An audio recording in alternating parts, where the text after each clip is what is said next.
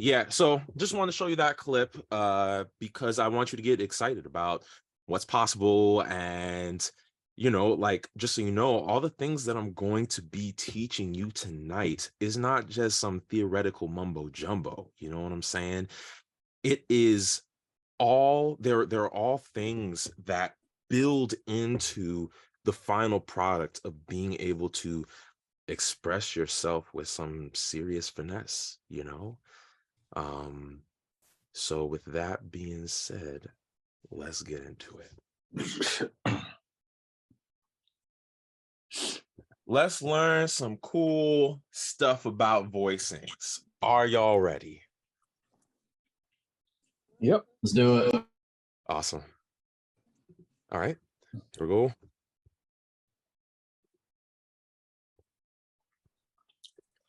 Okay, cool. All right. The first thing that I want to talk to y'all about is this thing called harmonic acquisition. Now, if y'all been reading my emails, my materials, y'all would know that I do not shut up about harmonic acquisition. And that's because it's so darn important. I think a lot of people attempt to approach learning music in a way where they go to YouTube. I know some of y'all have had this experience. You go to YouTube, you search up how to play smooth R&B progressions or something like that, and you're watching the videos. You're like, oh, that sounds cool. I want to play that. So then you go and you start practicing, and you learn a couple of seconds, and you're like using your muscle memory to try and understand what's happening here. And there's a problem with that because number one, you don't understand what's happening. So that leads into the second problem, which is you don't retain what is happening. And number three, you do not understand the contextual relationship between things. So when it comes to application in other settings, you are at a complete loss because you don't know where to apply these things. So I kind of want to go through the idea of the harmonic acquisition process and what it is and how you achieve it and what the final result is. So harmonic acquisition essentially means getting to a place where you can hear pretty much any song, right? And hear the chords first time and pretty much understand 95% of what is happening in the song. That's harmonic acquisition. And what that allows you to do is then, like I said, hear anything and then absorb what's happening in terms of the chords, right? But it also allows you to put everything in its proper context, because the very first question that you need to ask before you start saying, oh, let me try to like start voice leading and putting all this all this sauce on these chords, the first thing you need to ask yourself is, what are the chords that I want to play, right? So there needs to be this basic mastery of harmony that comes before you start trying to spice it up. If you're building a house, the foundations must be built first in the first floor. A lot of people try to build the third floor before they build the first floor. So there is a specific way that you kind of achieve this. And I like to use the music as a medium to understand music rather than, trying to learn theory by itself. That's not really going to help you in the greatest way. It's not going to serve you. So this is kind of how I do it. So the first thing that you're going to want to get down is this right here.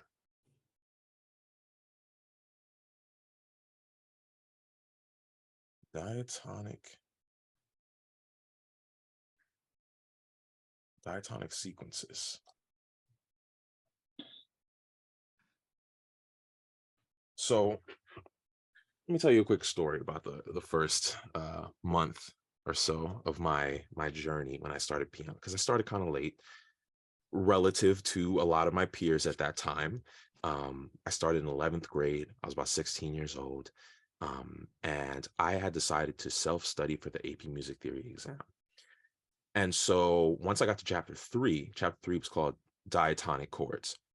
So I read the chapter. I was like, wait a second. So you're telling me that there is a fundamental palette of harmonic colors that exists in every single key that most songs use. I was like, okay. So I wrote all the chords down, and then the next couple of months, I just drilled them over and over and over and over again, right? So let me show you kind of what this looks like.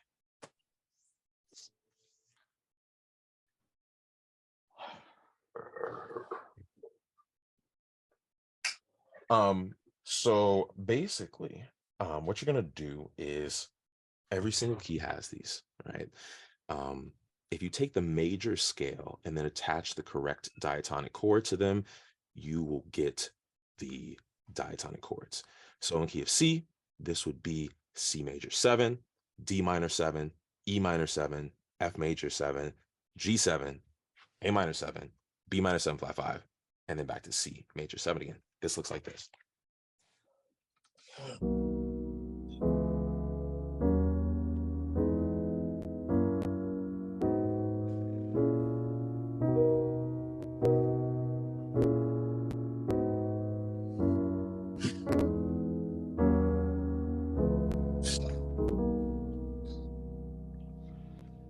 So basically, you would do that, go through it every single key, drill that to the point of subconscious mastery. That's like the very, very first thing that I did.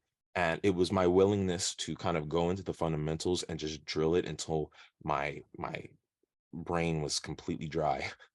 That set the proper foundation for me moving forward. And what this also does is that it takes the major scales and then uh, it kind of builds like this visual map of them in your head. So the main goal of these diatonic sequences is number one, so that you can interface with the piano properly, right? If you learn how music works but don't understand how to interact with the piano, then all your understanding and knowledge is just in your head, right? Which is useful too, but we want to learn how to play and express as well, which then reinforces our deep understanding. And two, it helps us visualize all of the scale degrees that are in every single key. So if I were to ask you, right, after you've mastered these diatonic sequences, if I were to ask you, okay, what's the 4 in G flat? You better have like screaming in your head, B, like your brain is telling you B, right? And not only that, but you can see it in your head because you've navigated these sequences so many times, enough times to be able to very easily visualize exactly what's happening.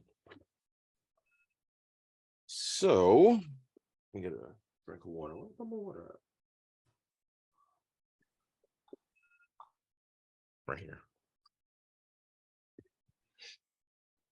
All right, so once you have kind of drilled in those diatonic sequences, the next step is probably the most difficult step, I would say. But it should be, is the most difficult step?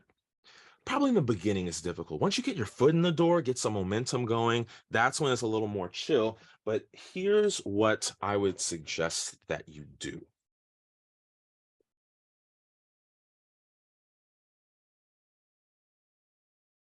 All right, so for the second step, you would build something that I like to call the core 30. All right, the core 30. So I kind of have a theory, and it's based on my own experience. And that is that if you can take 30 songs and then deeply subconsciously master the harmony of all 30 of those songs, the end result will be you can listen to pretty much anything outside of those 30 songs and understand the harmony. But that requires you to become really familiar with those 30 songs on every level, right? You have to marry the experience of the sound coming at you, what each chord sounds and feels like, what it does to your emotions, right? Combine that with the technical understanding. So the chord analysis, what are the chord names, right? Can you visualize those chords on the piano? Do you know the chord functions, the theory behind it, right? When you can do that, that's what I mean by really mastering these 30 songs. So you learn those diatonic sequences, you break down those 30 songs, you immerse in those 30 songs, right? So that's the third thing.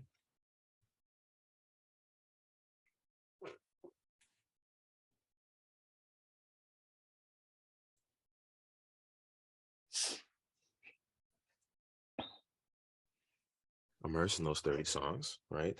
And if you are intense enough with this process, when I was, if y'all read my stuff, like you would know I talk about like this whole 3 months, like 3 months, I went from 0 to blah, blah, blah, blah, blah, right?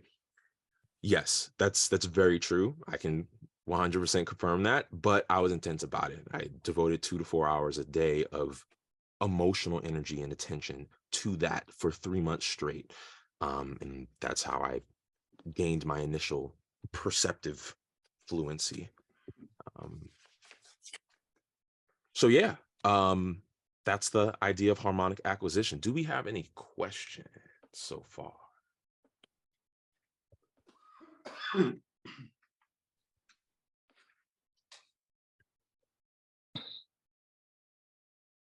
Hey, Alec. Yeah, what's up? Hey, good to see you. Hey, wait, who's that? I can't It's see. Eric. Oh, Eric, what's up, Eric? How Oh, you there you go. doing? Good, Can you good, see good. me? Yep, Yeah, man. I'm working my way slowly but surely through the experience. I love it. And I've done the diatonic sequences and I'm working on my core 30. So I'm like 10 songs in. So I'd love for you to speak more to that kind of emotional component, like the analyzing not just on the harmonic analytic level, the chord names, but Mhm. what kind of specific strategies would you recommend for kind of like getting into the Mm. kind of that more art, that side of it? Yeah, that's a really good question. I think, Eric, that uh, that emotional component, at least for me, is super duper subconscious, you know?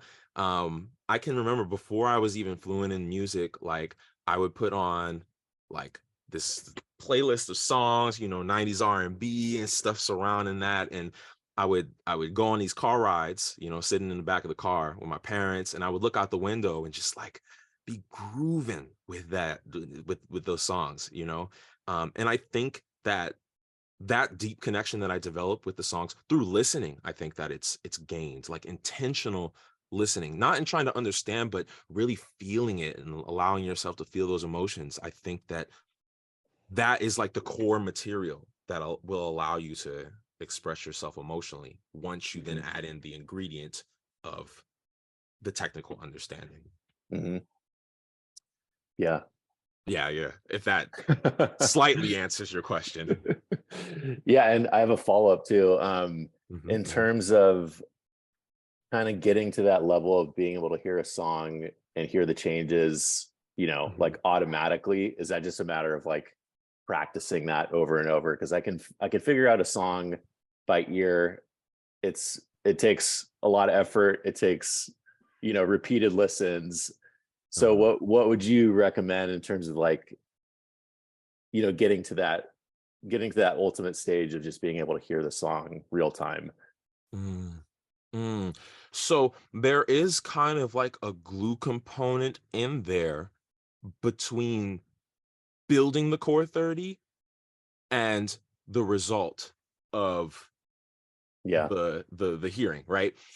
And I think that I believe that that core component there is the jamming with the song. So Mm, part of the immersion, before you're just solely immersing on like an audio kind of level, I would highly suggest to jam with the song, mm, and it's like so many repeats of it until you're pretty much tired of it, really.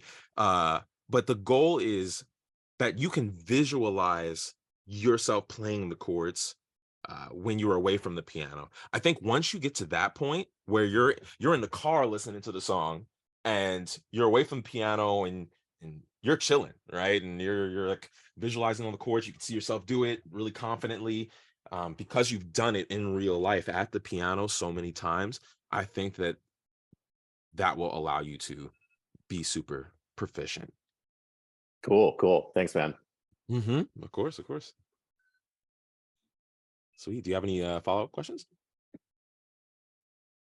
That's it for now. Awesome. I love it. Anyone else? When immersing yourself, would you say like it would be beneficial to learn each of these songs in all 12 keys? Is a very, very good question.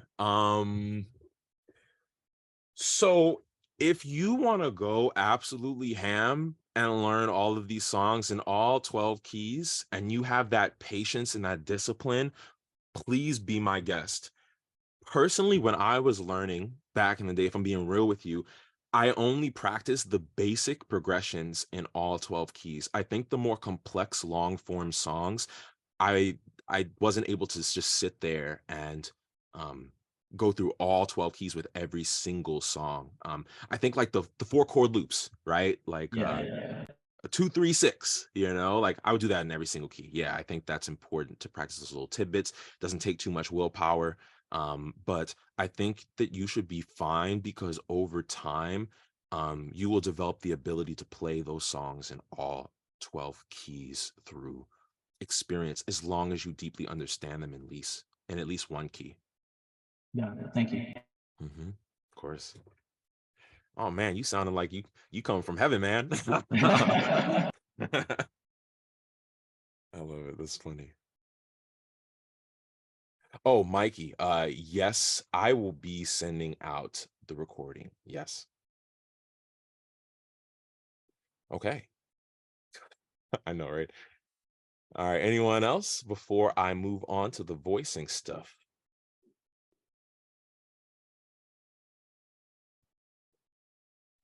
I have a question, Alan. Sure, fam. What's Um, up? when it comes to the core 30, how do you pick them? Because I'm a gospel musician and it's my job to, learn songs. And so that's what I do. But Mhm. there are some certain songs that I'm not there yet where I could just hear it and know what's going on. Are those the songs that I want to pick, or do I want to pick what I'm comfortable with? That's a really good question. So, follow-up question for you. Um, you're because you're breaking down all these songs a lot, there is a level in which you can hear automatically so far. Right, right. Got you. Yeah, I would take stuff that is within the very outer edge of your understanding. Um, so So I not too complicated then. yeah, I kind of have like this like 20-minute rule where I tell a lot of like my clients and stuff, like if the song is taking you more than 20 minutes to break down, like really focused on it, then it's probably a bit too far above your level. Okay, hmm okay, Yeah, so okay, you want to like slowly let your skill level encroach outward into the more advanced stuff as you okay, go. Yeah. okay. Thanks. Yeah, of course. All right. Anyone else before we go to the voice and stuff?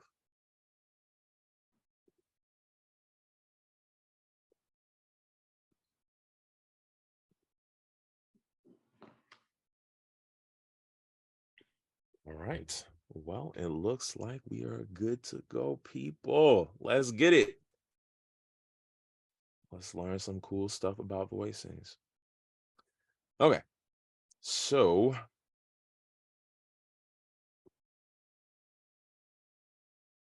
the science of distance.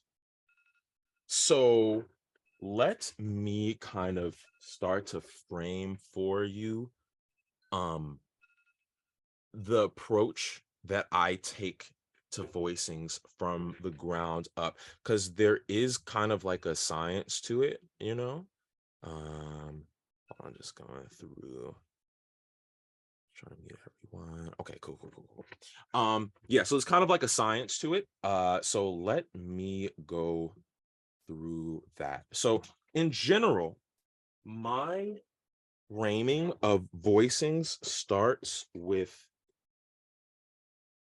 a very specific kind of like skeleton voicing. And that would be, what they call 1,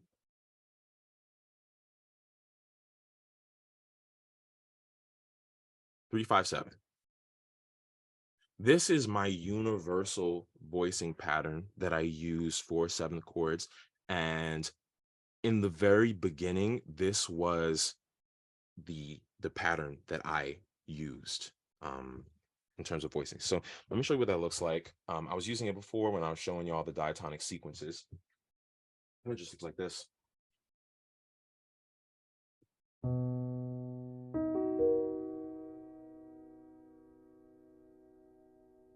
Simple enough, right? So if if you're doing a minor 7 chord, dominant. Now, I know it doesn't sound crazy now, but there is a specific reason why I choose this assortment of notes for the voicing. First off, fingering.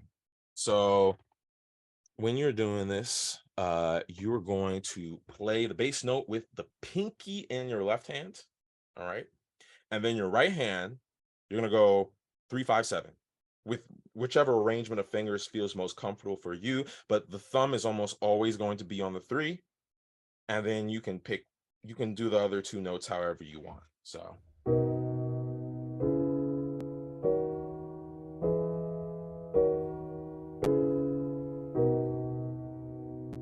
now the reason why I do it like this, there's a very specific reason behind it, and that would be, okay, I really have to remember where I put the pen because found it.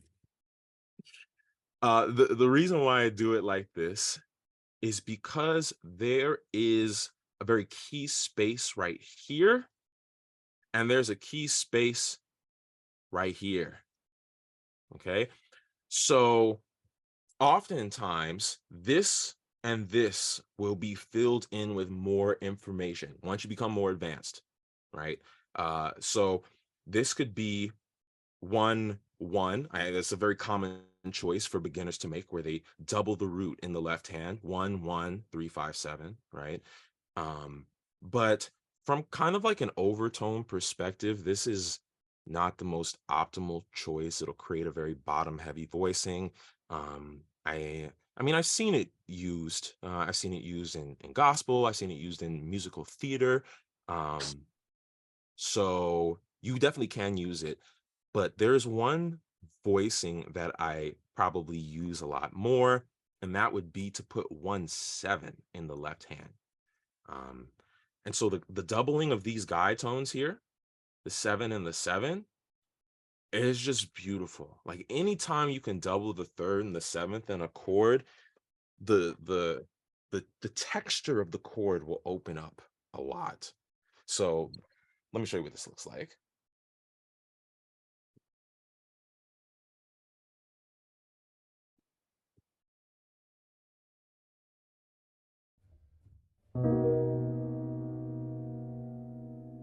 You hear the difference between and this. These two here.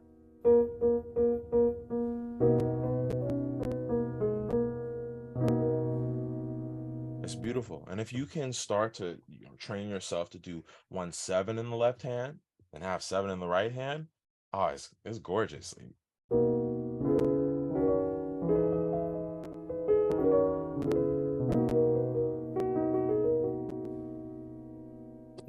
Really nice sound there. So 1, 7, that's some sauce right there. I also, depending on the circumstances, will do 1, 6. So that's another option. You do 1, 6. Of course, this depends on the kind of chord it is. If it has a 6th available or 13th available, then you can, this is an option. Obviously, this is not an option for, you know, certain voicings where that's not a thing. So for example, major 7 chords, you can do this on almost any major 7 chord, you can use this. 1, 6, and then you would have 3, 5, 7, or you could have 3, 5, 6 or something like that. So I do that as well. And then there's also 1, 9. Now, here is the here's the logistical problem with having 1, 9. Some people do not have hands that are wide enough to do 1, 9. I know some of y'all probably have your keyboard right now and you're looking at the screen like, Alec, I can't reach 1, 9, man. And to you, I say, I am so sorry. Some people just can't reach 1, 9, and that is okay. 1, 7 or 1, 6 are also very beautiful options, and you can grab the 9 in your right hand if you need to. So let me kind of demonstrate what those two look like. So we got 1, 7, 1, 6. Ready? 1, 9.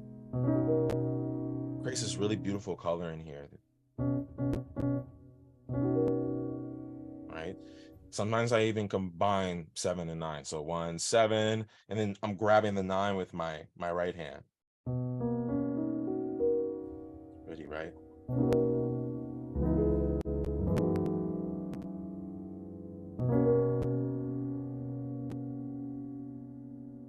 Pretty stuff there. So in the right hand, this kind of leaves you to grab tensions over here in the right side of things over here, right? So some of the options, you know, for major chords, especially for minor 6, you can grab that 6, right? So that would be over here. And you probably saw me do that in one of the examples where I had the 6 doubled, right? That's a beautiful sound as well. You can double the 6, you can double the 7, you double the 3rd, all beautiful options for the consonants of a chord. And then we have the 9 as well up here that you can play in the top. I know that y'all have heard this standard major 9 voicing. Show y'all.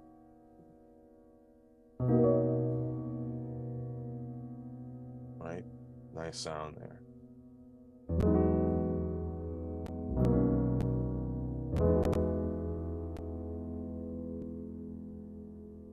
So, of course, there's inversions. We're going to get into that. But that is kind of mentally how I frame my voicings. You got the 1, and then we have the 3, 5, 7. And then I have these spaces that I can kind of fill in between. So, do we have any questions so far?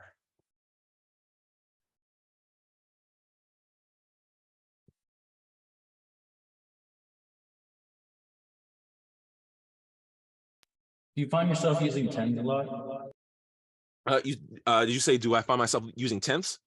Yeah, do you find yourself like using them a lot when you're playing? I have long fingers, so yes, sometimes. Particularly on minor chords, I'll do tenths. So sometimes, especially like on like polychords or something like that, my voicings will look like 1, skip an octave, flat 3, and then the upper structure. So it'll look kind of like this. This is my left hand right here. Got it. Yeah.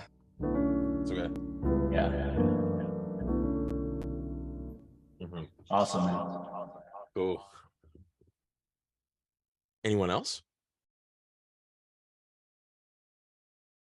Yeah, I, Alex, really quick. yeah, sure. So typically you're leaving out the third and the fifth in the left hand.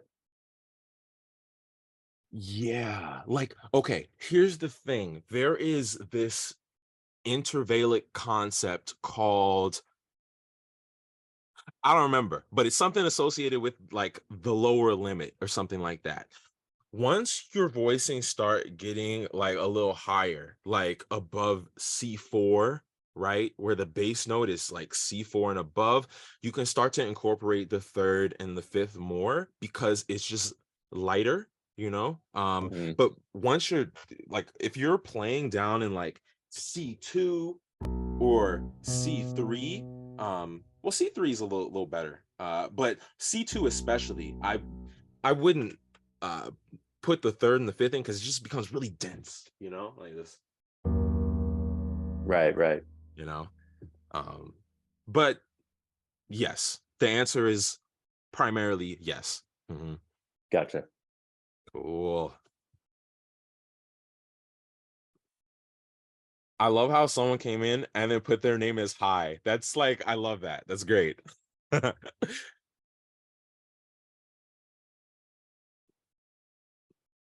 Okay, cool. Any more questions about that and the standard skeleton voicing that I got there?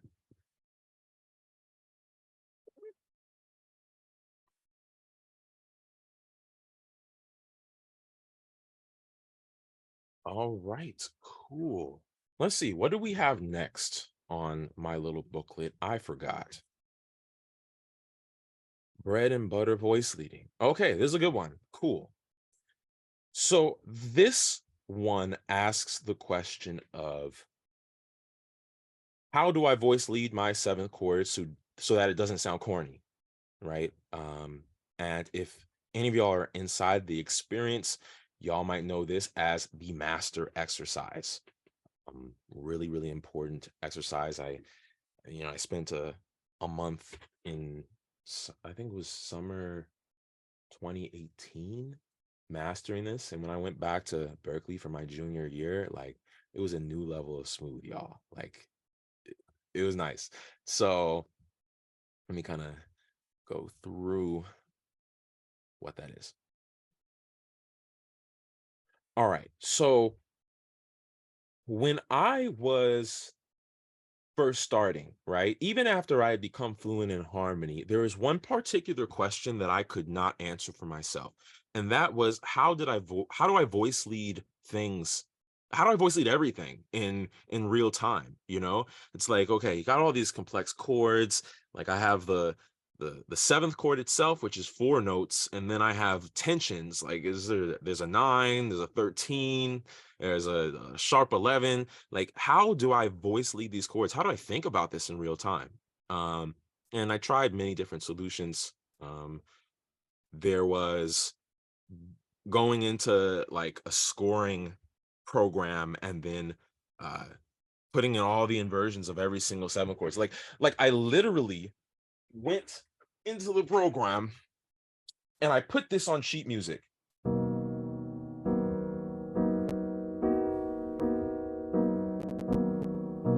Every single key, doing that. And I realized I was like, this does not sound like the kinds of inversions that I want to hear. It wasn't until 2018 that I solved that problem for myself. And today I'm going to teach you the solution that I came up with. So it might sound simple to you, but to me at the time, this was absolutely profound. And if I could program this into my voice leading and my playing, I knew that my playing would be changed forever. So it all starts with this. Okay, got it. So if I have a C major 7 chord, right?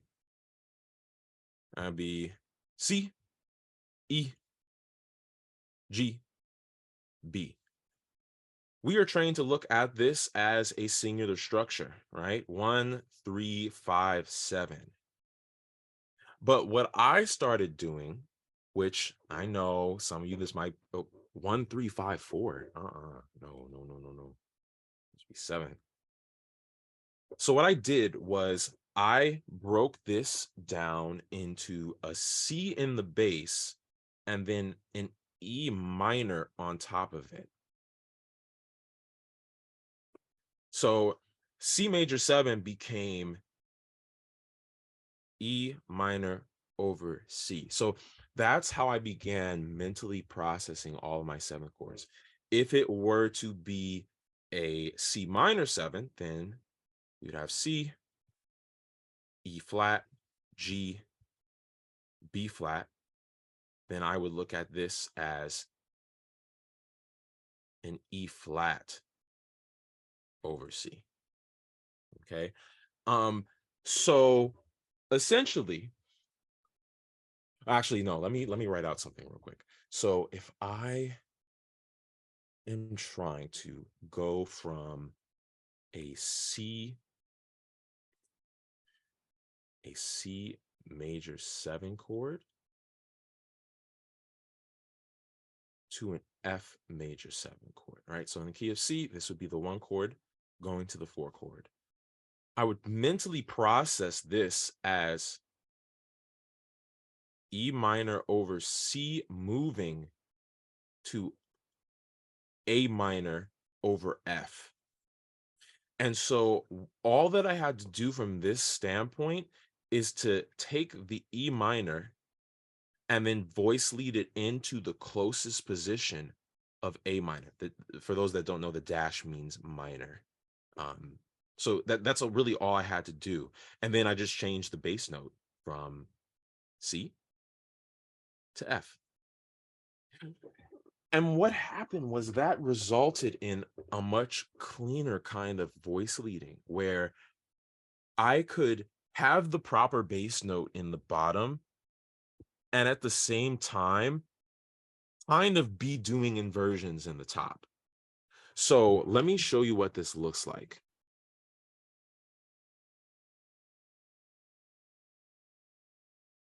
C major 7.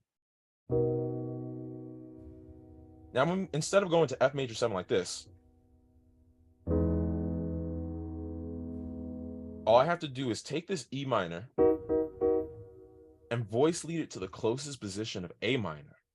So instead of going here, I'll go from here to here.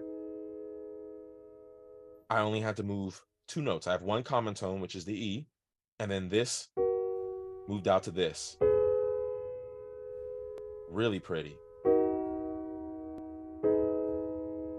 Ready? With the bass notes.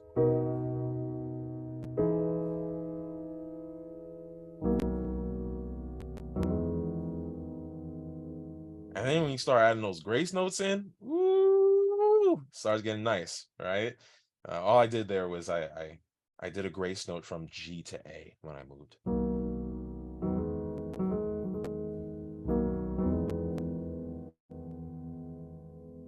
So if you know me, I run with things. So I took this and I ran with it. So the way that I did this was I thought to myself, okay, how can I create one exercise that will basically solve all of 7th chord voice leading for me? Well, I was like, okay, when you're voice leading, what is usually the issue? Like, what kinds of transitions are usually the issue? Well, the question to that is that, the answer to that is that it's usually an issue when you have to jump in fourths or fifths, right?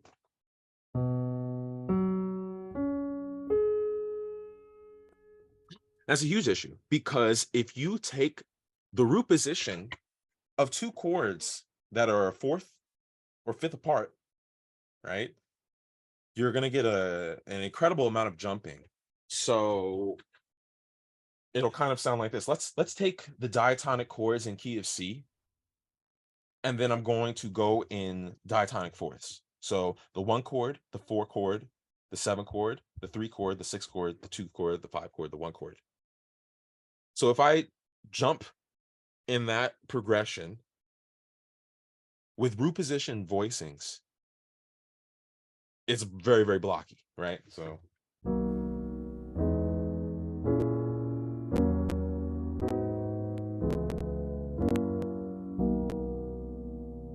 I said to myself, if I can fix this, right, then all my other voice leading problems are solved. They're all fixed.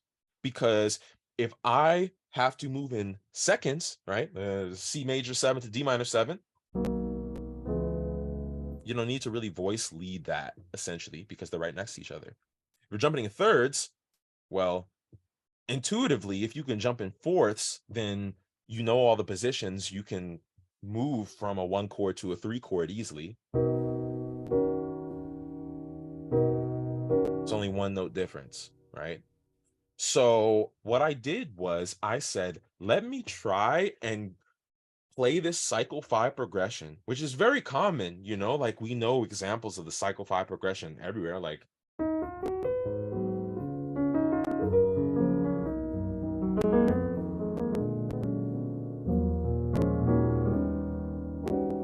right, autumn leaves. There's my favorite things, like that cycle 5, I think too. So if I can take this progression 1 4 7 3 6 2 5 1, voice lead the top triad, then I will be able to voice lead anything, right? So that summer 2018, I was in my room grinding, and I completely subconsciously ingrained it in my playing. And the result it gave me was this. Let me play you it in key of C.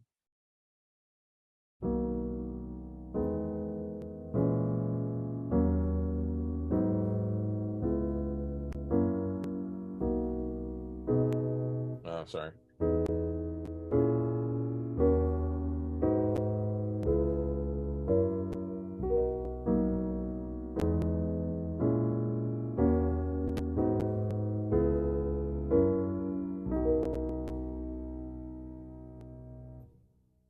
So that exercise made it so that I can voice lead any diatonic 7th chord to any other diatonic 7th chord. From there, I've just solved 80% of my voice leading problems, because the rest of the stuff, the mostly secondary dominant stuff, you know, I have other voicing systems to handle that and those kinds of chords. So yeah, that's how I did it. Do we have any questions? Oh, Gabriel, thank you so much. I appreciate that. I'm so glad you're getting value out of this. It's beautiful.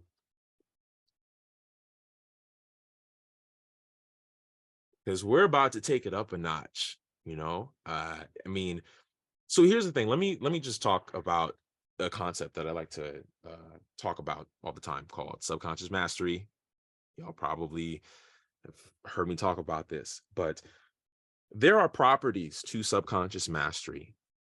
There's consequences to taking things, or there's consequences to not taking things to a level of subconscious mastery. And so I like to kind of think of like things in like there's like 3 learning stages, right?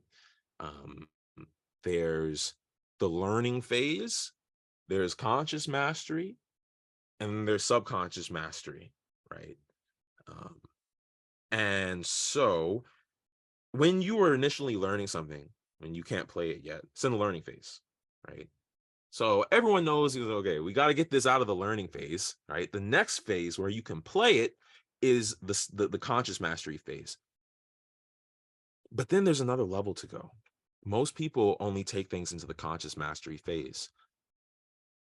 The difference between the conscious mastery phase and the subconscious mastery phase is that in the conscious mastery phase, you are still devoting plenty of mental resources toward doing it.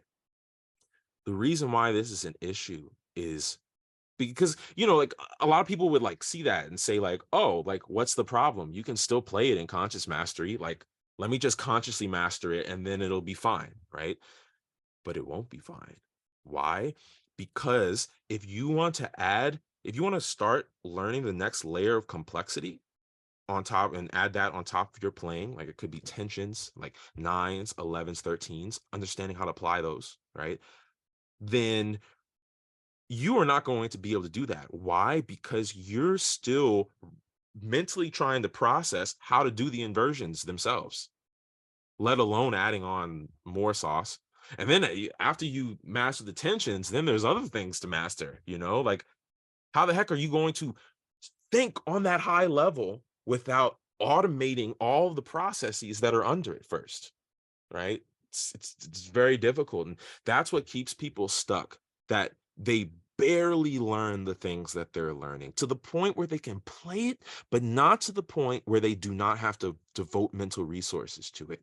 Once you learn everything with a sense of, okay, I'm going to drill this in so much that I don't have to devote mental resources to it, that's when you start getting that magic zone. You can start stacking skills because they're working by themselves. It's almost like passive income. You don't have to think about it, So that's my little spiel on conscious mastery and subconscious mastery. Do we have any questions? Gold, I love it. Great.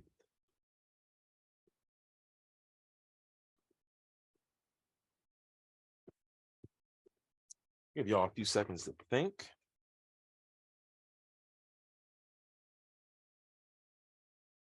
Hey, it's Eric. What's up, Eric? Yeah, so just to recap this phase, so you're thinking for like a seventh chord, you're thinking of that upper structure triad voice leading into the next one. So like the E minor to the A minor for the C to F, C major 7 to the F major 7. Is that kind of how you're thinking of it? You're thinking of just that right hand chord voice leading more so, like primarily.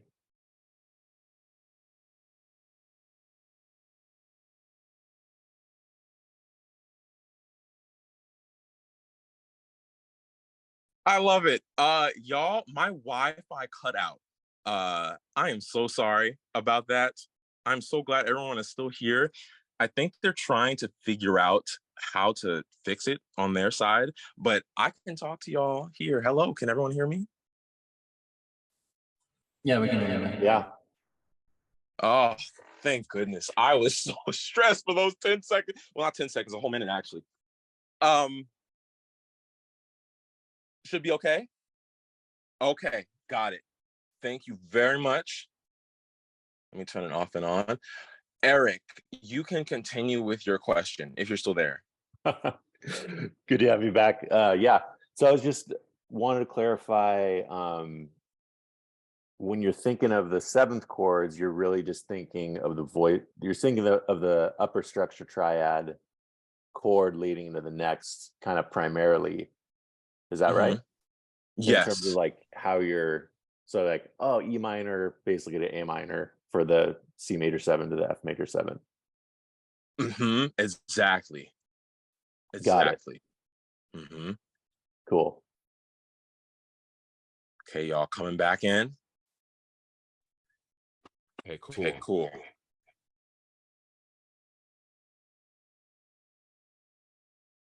Oof. Sorry, y'all. I was so stressed that I literally ended the meeting for everyone on my phone. So apologies about that. Looks like we are back. We got 7 people in here. I hope the other 6 can make it back. Thanks. I appreciate it. All right. All right. My power is back. We have everyone. Yes. Okay, so it looks like there's 2 recordings that I'll have to be sending out. Okay, cool. So, Eric, did you finish that the question that you had for me? Yes. Thanks. Awesome. Incredible. Okay. All right, cool. Well, we got Almost everyone. 4 more people. Sweet. Let me share my screen again.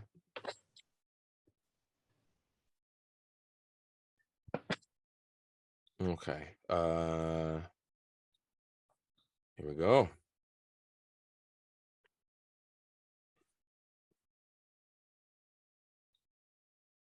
All right. Bread and butter voice thing, did that. All right. You know what? I'm gonna wait a minute before I start this next section, just as a courtesy to those that might not that are trying to get back on. How do you memorize the top chord for 7 chords? All right, let's see. Hi, Zinja. How's it going? So I would say that it kind of comes in layers, right? So at the beginning, you're gonna master the diatonics, but just the root position, as I showed you in the very beginning. But after that, you'll have to like make it pure muscle memory. So as you're kind of going through, by the way, can you all see my screen? Because my screen share looks black from here. Oh, you can. Okay, cool. Sweet. Thank you very much.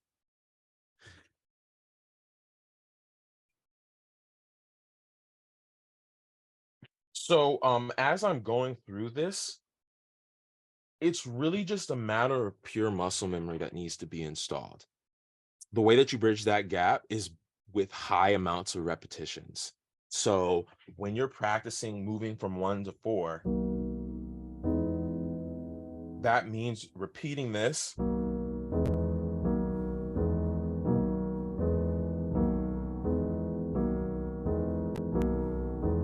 pretty much until the world ends, or until it's really, really deeply drilled in to your playing. And that's going to happen with all the transitions.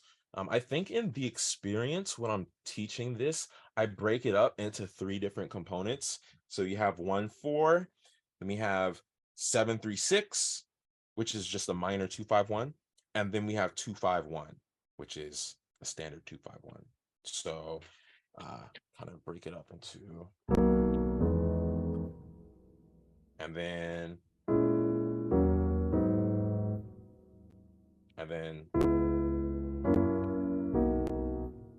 kind of thing. And then in the very final video, that's where I put everything together. And then there's 3 cycles of that because there's 3 positions of each chord.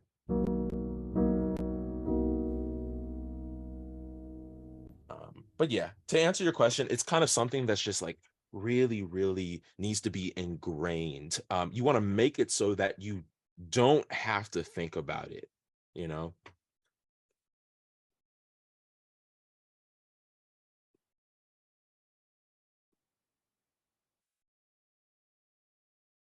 All right, how many people do we have back in here?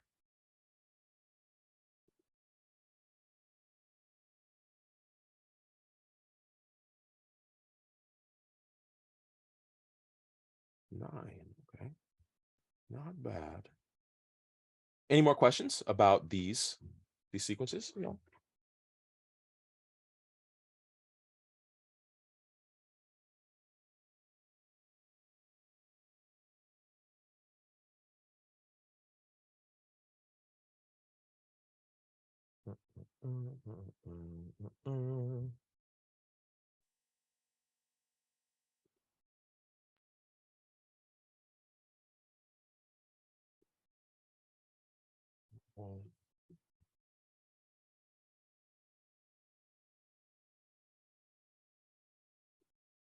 All right, let us move to the next stage of things.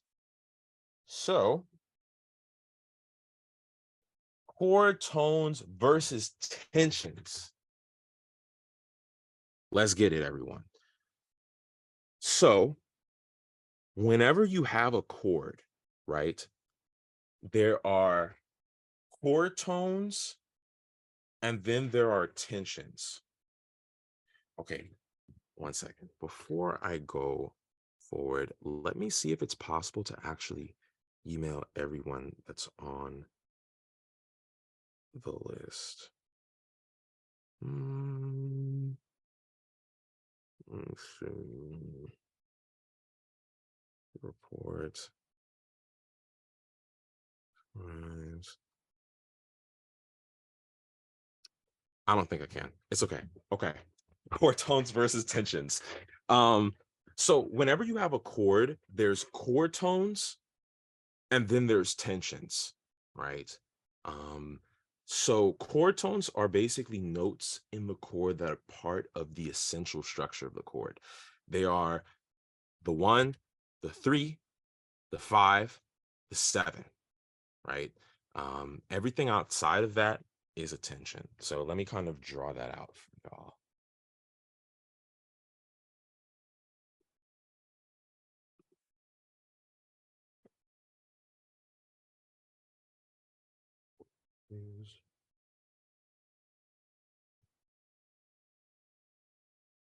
All right, so let's say that we have, well, actually, first, let me just draw out what this would be. So we got 1, we got 3, we got 5, we got 7. Okay. These are all what are called chord tones. They are part of the essential structure of the chord. Anything outside of that, right, that'd be a tension. So that would be flat 9, that would be 9, that would be sharp 9, that would be 11, that'd be sharp 11, that would be flat 13. And yeah, boom. So all these fancy little things right here, these are called tensions. And so when we are designing our voicings, right, we can use these tensions in order to boost the color and flavor of the chord, essentially. And so in saying that, essentially every single voicing that I use is a combination of chord tones and tensions. Yeah. Does anyone have any questions about that so far?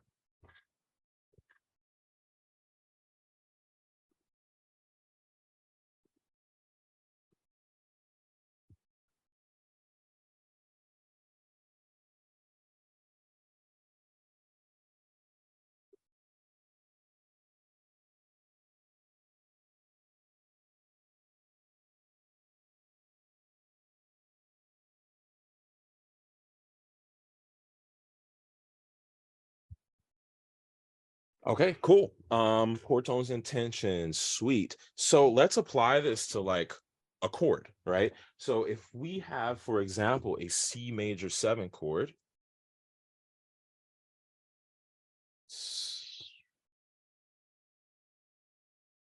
C, E, G, B, right?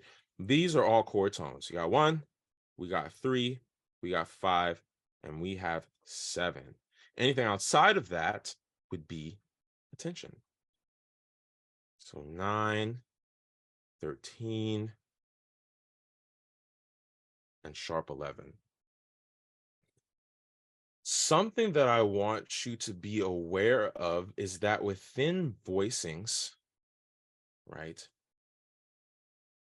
The fifth isn't really required.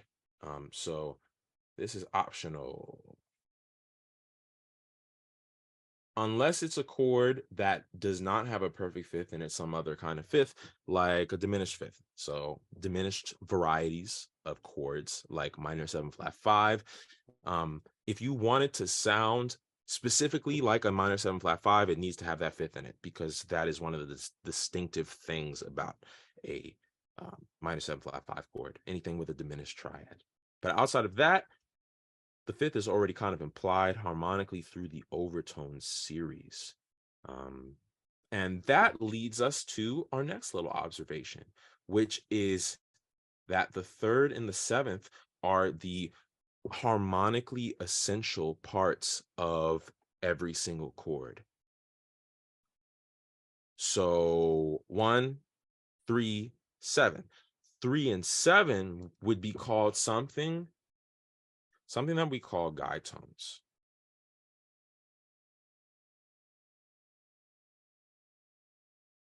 These are guide tones. And so when we have progressions with 7 chords, we can just use the guide tones. So, you know, something like Autumn Leaves will kind of look like this.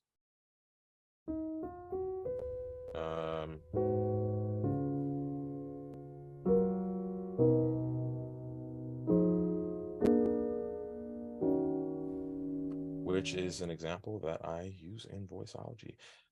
But you can clearly hear the outline harmonically of each of those chords, right? You don't need the whole entire fifth in the chord in order for it to be harmonically what it is. You know, all you need is that the root, the third, and the seventh. The third, seventh, we call those guide tones. Yeah, and then anything outside of that, like I said, those would be the tensions of the chord. Now there's a whole art to choosing tensions. I'm going to be going over that in the next slide, but for now, just know that with major chords, we can pretty much always use 9 and 13. Sharp 11 is a special case, so we generally only use those when we have like some type of subdominant function, something that's associated with a Lydian sound. So it'd be 4 major 7, this would be flat 6 major 7, flat 2 major 7, the latter two being modal interchange chords. So if we were to kind of look at what do 9 and 13 sound like on a C major 7 chord, have that 9. So this is the base of the chord. We can even take the 5 out, like I said. Let's put 9 on it. This is a beautiful airy feeling to it, you know? And then 13. It's nice.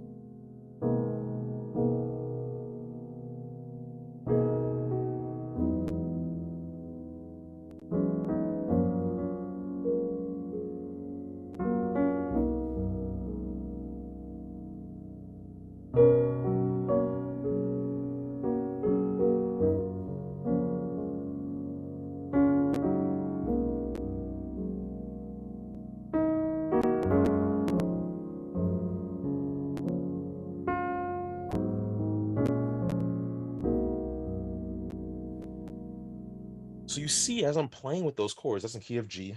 I was playing the 1 and the 4 chord and kind of dancing around with that. But you can see in the voicings, there's not just the essential notes of the chord, there's those beautiful color tones that I'm using.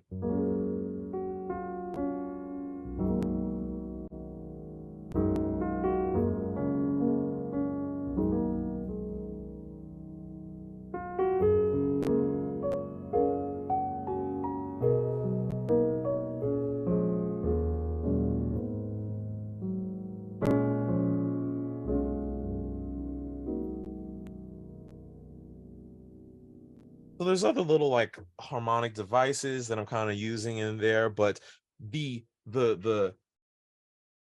I'll call it the vertical logic of what I'm doing is literally captured by this concept. Chord tones, tensions.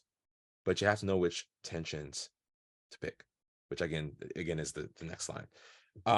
Does anyone have any questions so far about what we have here?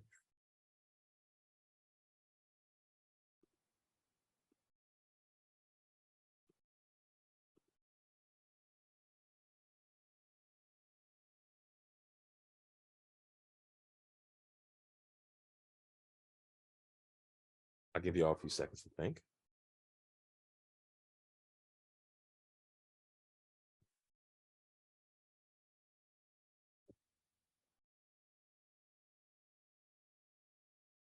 Y'all, this is really the sauce. Like, I know that this is kind of like theoretical and stuff, but if you can truly understand this and capture this and use this and understand how this works in the music that you love, it's game over. Because all this stuff is is in the music that's all around you, you know? I have a good friend out in LA.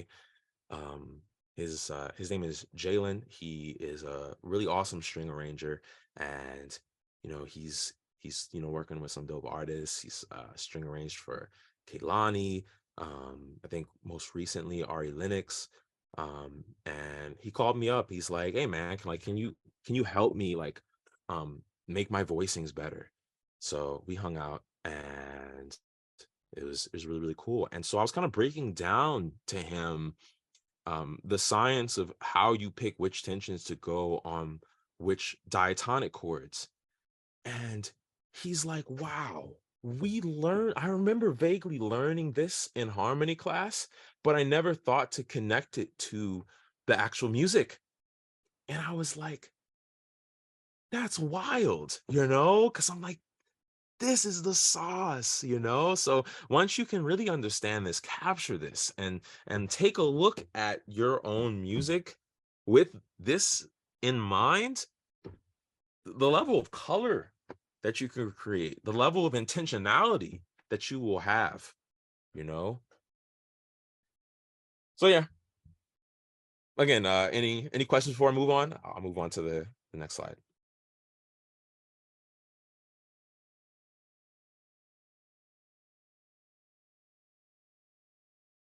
All right, looks like we moving on. Let's get it.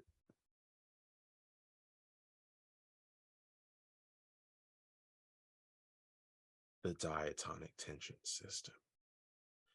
Okay, if y'all have not been exposed to this is gonna blow your mind, because you're gonna be like, I did not know that there was a system behind this. There's a system behind almost everything, you know? And if you can understand it and truly deeply understand it, deep inside your body, and your mind and your fingers, um, it's like pure gold. So the diatonic tension system. What is the diatonic tension system? Essentially, it is the logical system that teaches you which tensions you can put on which chords, but with diatonic chords. Because here's the thing, there's different types of chord functions.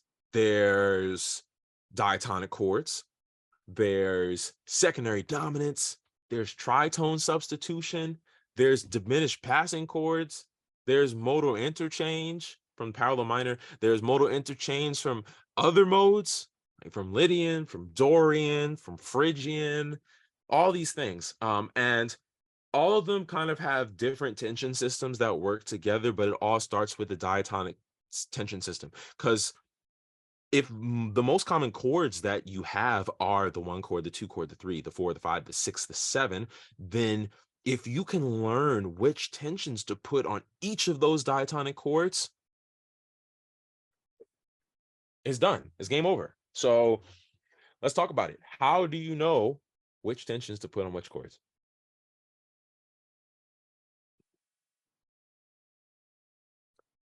So let me take you over to the keyboard real quick. Let's look at this.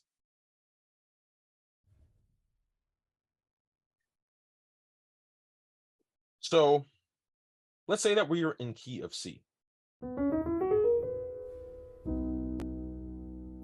Here's why it is so incredibly I got you. Let's do it.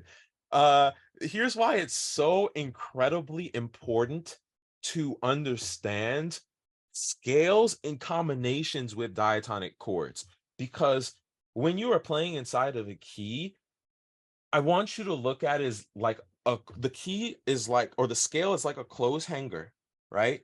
That's like threaded through this axis, right? And then the diatonic chords are like clothes that you hang on that clothesline, right? But it's still hanging on that little threaded clothesline, right? So I want you to see them as connected, right? When you look at all these diatonic chords, so in key of C, for example, the 1 major 7 chord, the D minor 7 chord, the E minor 7 chord, the F major 7 chord. Why are they the specific qualities that they are? The reason is because it is simply skipping notes inside of the C major scale. If you notice, all the diatonic chords in a key, they're called diatonic because they are with reference to a key center. So if I play all these diatonic chords, I did not use one note that's outside of the key of C. So all kind of harmonically confluent and works together in a system, you know? So when it comes to tensions, the way in general that you figure out, thank you, Gabriel. The way that you figure out which tensions can go in which chords is like this. Let's say we have a C major 7. Now we just ask ourselves, what are the notes that are inside the key of C that are not inside of this chord that I'm playing right now? The answer is D, F, and A. I mean, you could see it, right? D, F, A. Now, out of those notes, you want to ask yourself, which notes are a half step above a chord tone, a half step above a chord tone? Well, is this a half step above a chord tone? Nah, it's a whole step. Is this a half step above a chord tone? Nope, it is a whole step. Is this a half step above a chord tone? Yes. So these, we would consider them theoretically avoid notes. If you play an avoid note with a chord, then you'll get a dissonance that is unpleasant. And avoid notes can only be used in very specific circumstances. Check this out. I'm going to play an F on top of a C major.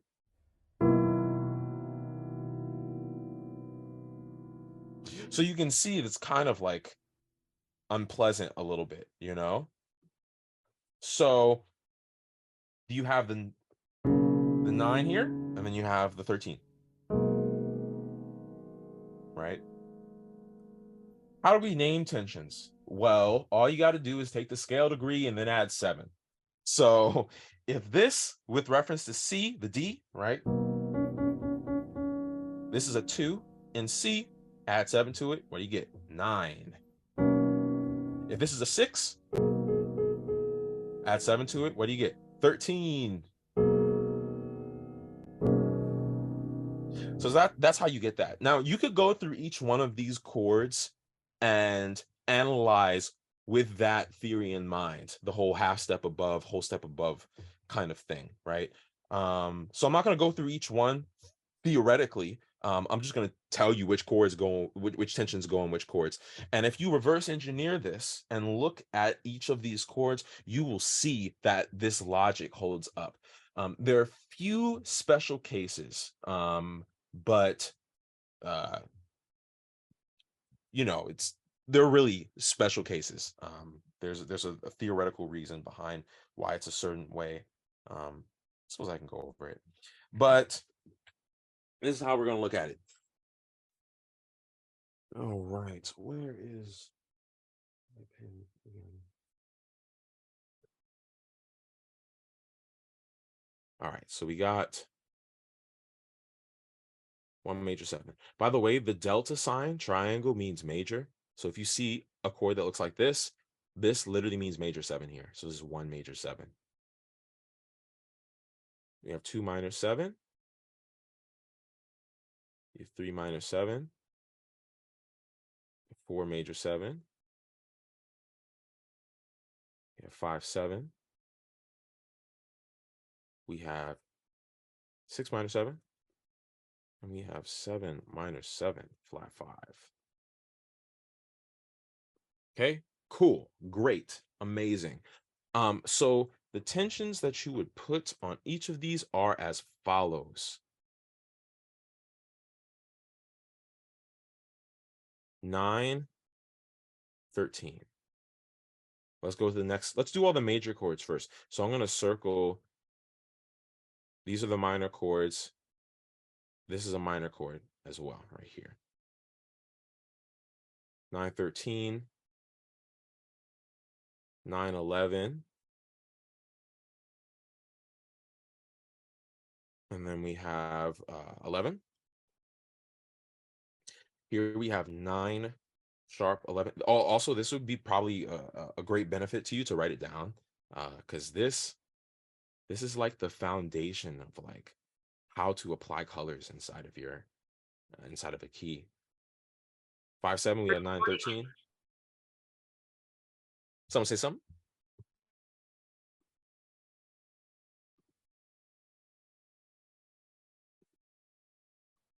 No? Okay, cool. So then we have 9 and 11. And then here we have 11 and flat 13. So as I'm going and using these diatonic chords, right, freestyling diatonically, my chords adhere to this rule set. If you look at any one of my chords and you see like I have a 2 minor 7, generally you'll never see me use anything outside of 9 and 11 on this 2 minor. So this thing completely holds up in the face of real music and application. And of course, there's like exceptions to everything, but I think that the majority of this applies.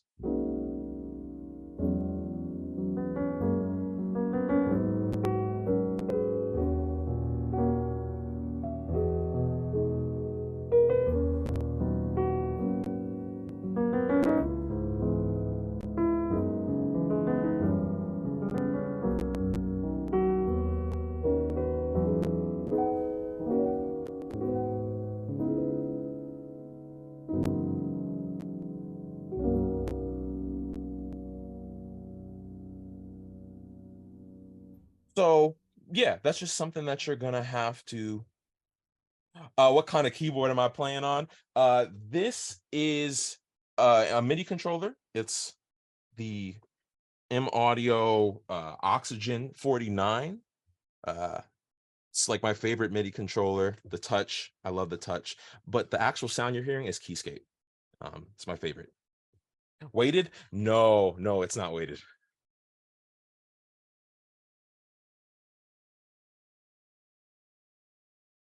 Yeah. Oh, thank you. Yeah, I know, right? I love this keyboard. Like I've been using this ever since the beginning of my college experience. So, does anyone have any questions about great keyboard using the M Audio? Oh, wow. Oh, you're using the M Audio Hammer 88? Oh, that must be fire. I gotta check that out. That's cool. So yeah, anyone have any questions about these diatonics? I think this is something that you're gonna want to, anytime you're breaking down a song, you're gonna want to measure these theoretical concepts against what's actually happening in the song. And that's how you gain the true musical intelligence. I mean, you can play with it all you want. You can learn the, the theory behind it. You can listen to my examples, but your true musical intelligence will not be truly gained until you take a song that you love and say, oh, here's a 2 minor chord. Oh, interesting. Let's look at the voicing. Oh, I see a ninth on it. Okay, the ninth makes me feel like, oh, I like that feeling on the ninth of that. That's okay. There's an 11 here, right? Oh, that's pretty. Okay, let's look at the 6th chord. Like right? I can't make you love me. Sorry, can you put it? Yeah, thank you. Yeah, you got it. Oh, sorry. Let me see the question that was there real quick. Chat. So now we have the formula. How do we practice them? Is there an exercise that we could do, like a scale using these chords? That's a really good question. That's a really good question because I don't think that there is an exercise that you can do necessarily, like a specific exercise where it's like copy these specific things when you're going through this. I would say the way that I could systematically practice it and not leave any weak spots is do the cycle 5 progression. So 1, 4, 7, 3, 6, 2, 5, 1, and then voice lead that. Once you master the bare bones 7 chords, uh, once you master those, then start trying to throw on tensions creatively in accordance with this. And the whole thing about the subconscious mastery, right? Once you master the regular structures without any tensions, then you can kind of devote some of your mental resources to saying, okay, I'm going to a 4 chord. Let's try throwing a 9 on it. What does that sound like? Okay, what is the melody like in the top? I'm going to a 1 chord. We're going to put a 9. We're going to put a 13 and start practicing like that, I would say. Awesome. Yes. So if we go here, right, we got this, I Can't Make You Love Me. Like, look at this. This is a real world example of these tensions being used. We have this 4 major 7 chord, right? And then you got this gorgeous voicing of A minor 11. You got the 11th on top versus just having a regular structure, right?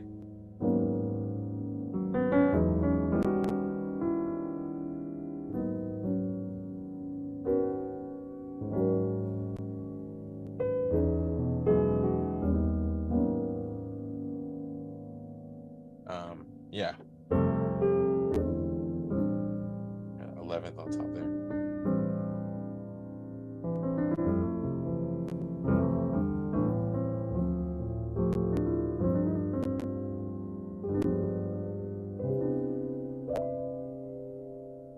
Awesome. Okay, cool. Any questions? Thank you. Thank you so much.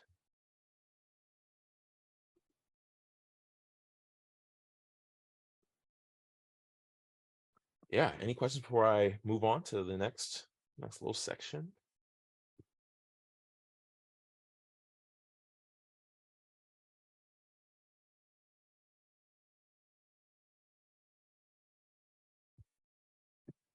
All right, let's go. I think this is the last one coming up. We got, oh, LOL.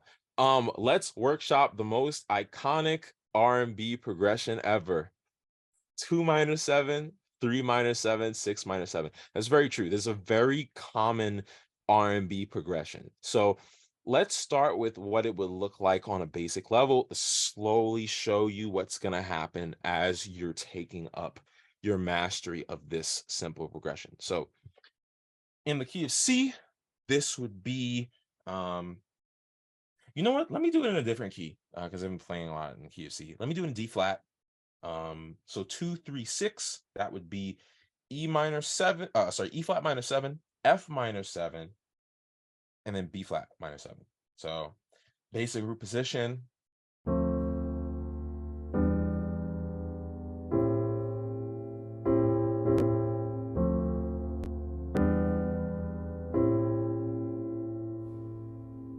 So these are the chords to a lot of songs. I mean, I can think of one right now. You Remind Me by Usher, right?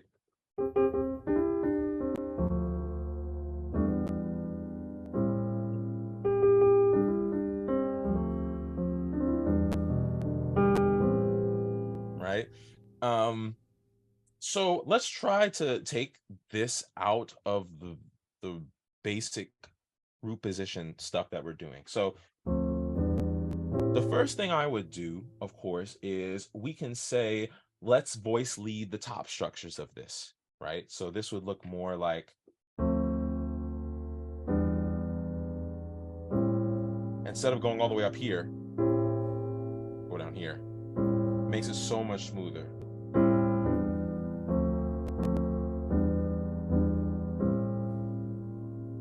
Another thing we can do is take the fifth out so that we only have the guide tone. So 1, 3, and 7. So this would look like this.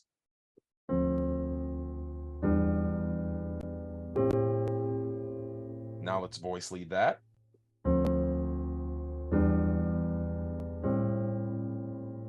Ooh, you hear how smooth that is? It's kind of compact, staying in the same place.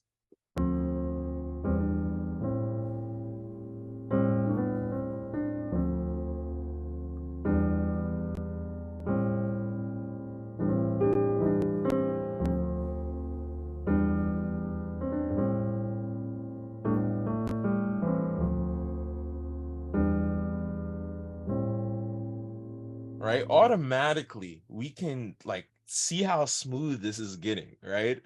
After that, the next level you can take it to, of course, is the tensions. And I was doing these little fills in between that kind of use the tensions as melodies. But let's kind of look at what would be on each chord. So we go back to this system over here. On the 2, we have 9 and 11 available to us. On the 3, we have 11. And on the 6, we have 9 and 11. So let's throw some of those on. So we got 2. Let's put a 9 there. Oof. That's pretty. Put an 11 on that. Is 11 there? So we got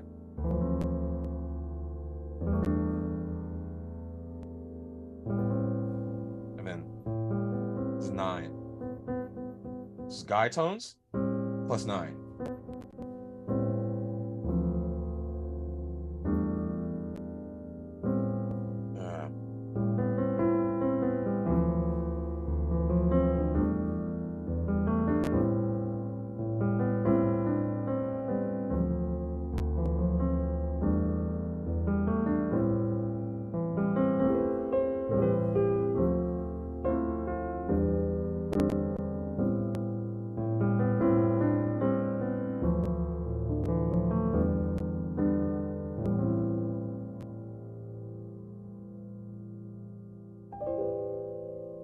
So that's kind of how you want to think about applying these new layers of complexity to each of these chord progressions.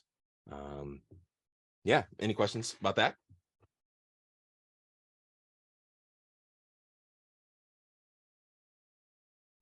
I love it. Thank you so much, Eric. Gabriel, glad you're enjoying it. Yeah, let's go. So glad to share. I just wanted to show up and just teach and just be like, oh, let's go. Like, let's have some fun. I love it. Okay, cool. If there are no questions about that, let us move on to what I think is the final teaching element. Here we go. It's a big one. I'm gonna teach you the basics because this is a deep one. Industry ready dominant voicing strategy. So something that you'll probably quickly realize is that as you are developing yourself, as you are breaking down songs, you realize that the root position dominant chord sounds nothing like what it really sounds like in the wild. Because when you look up a dominant chord on Google, what you get is this.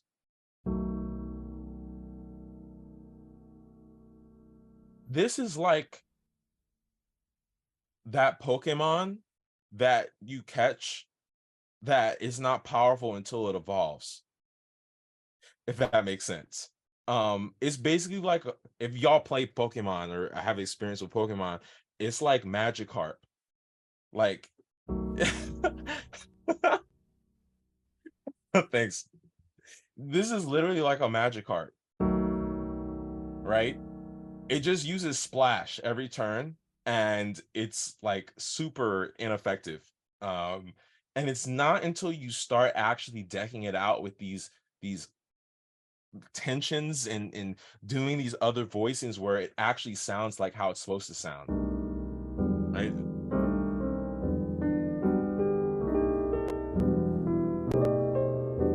Right? That did not what I just did there did not sound like a C7, right? Right?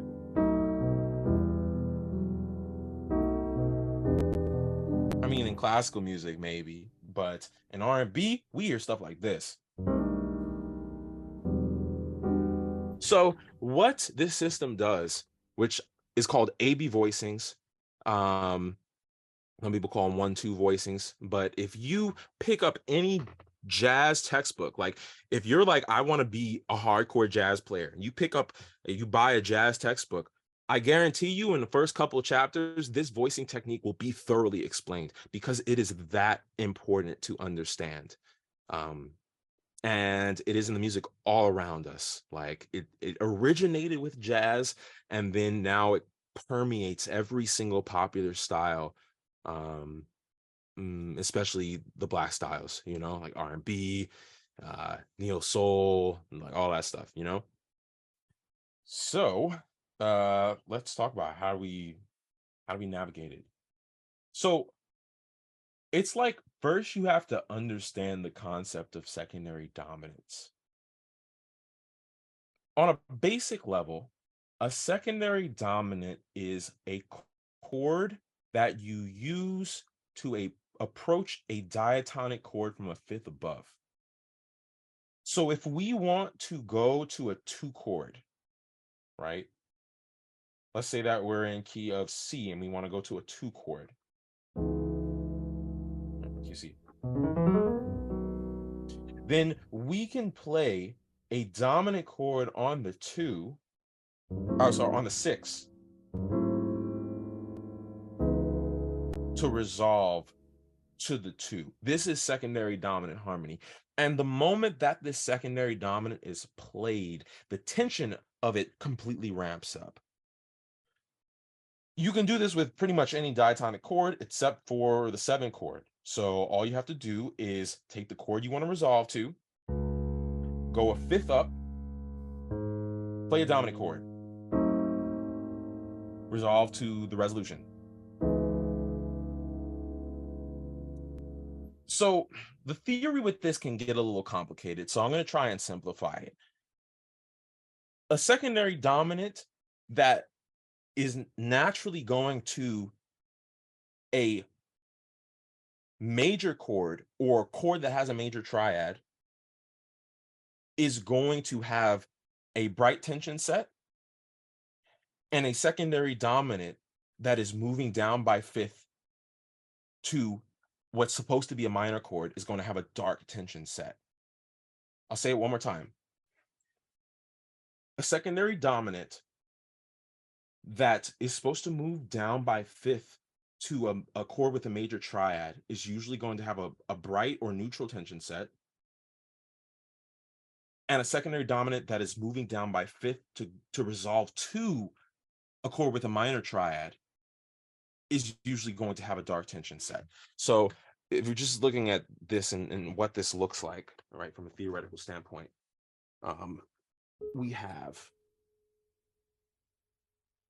we're in key of C, right? We have a chord that wants to go to D minor 7. All right, wants to go to D minor 7 versus a secondary dominant that wants to go to C major 7. Then the secondary dominant here, that's a fifth above the resolution, is going to have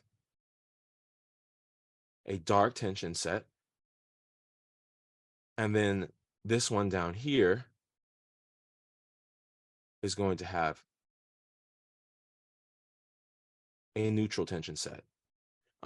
So when I say dark tension set, this is referring to things like flat 9, sharp 9, flat 13, and then in neutral tension set, this is like 9 and 13. So that's kind of the baseline logic. There's special cases, again, there's special cases, there's little nuances here and there.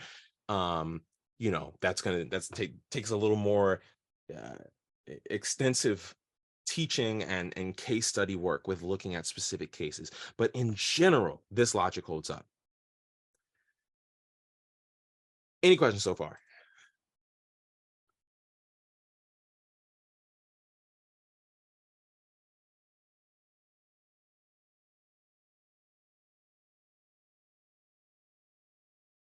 Okay, excellent.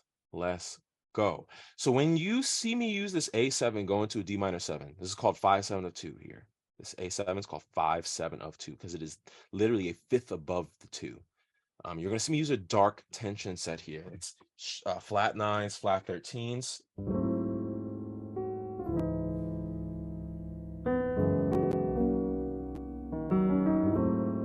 See that? Sharp 5 is the inharmonic equivalent of flat 13. So that means flat 9, flat 13.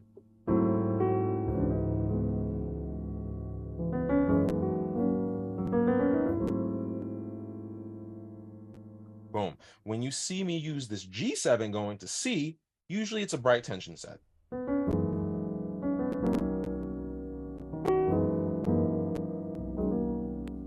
Right? 9s and 13s. 9, 13.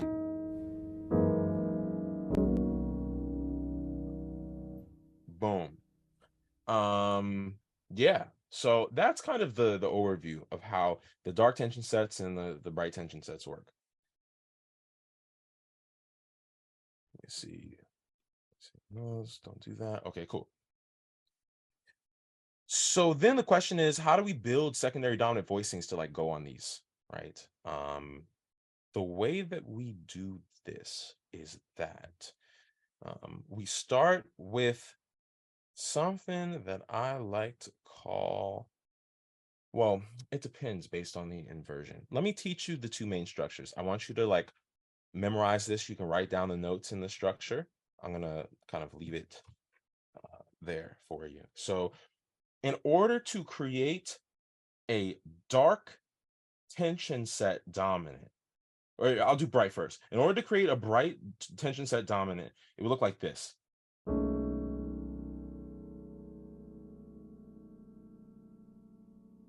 So I'll let you look at that and write that down. We have 1, which is C. We have 3, which is E. We have B flat, which is the flat 7, right? Those are the guide tones, the E and the B flat.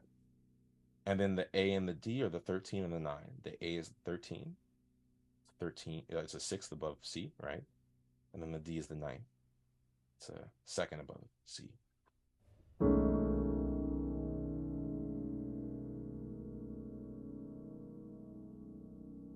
And then for the dark tension set, it will look like this. Sharp 9, flat 13 chord. We got 1. We got the 3rd. We got the flat 13. We got the flat 7. We have the sharp 9. Sharp 9 is E flat. A flat is the flat 13. B flat is the flat 7. E is the 3rd. C is the root.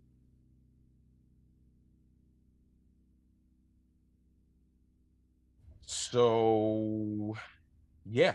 Let me give you an example of this. We're in the key. Let's say that we are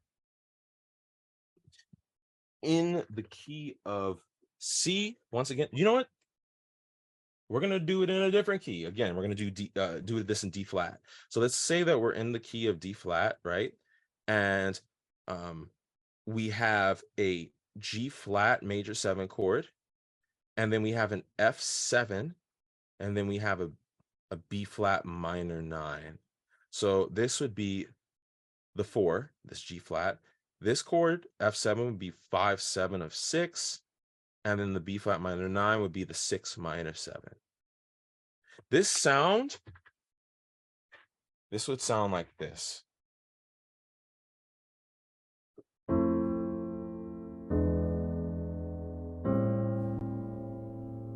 Right?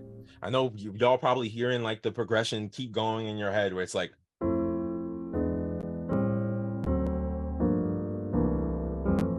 right? Like something like that, right?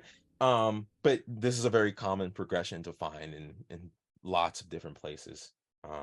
So now instead of playing the F7 as this basic structure, right? I'm going to apply this structure from a 4, but here. See how it sounds.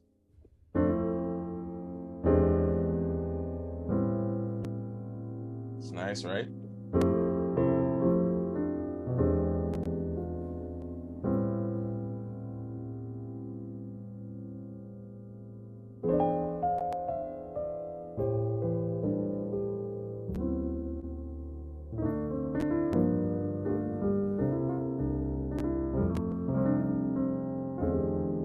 Hear that?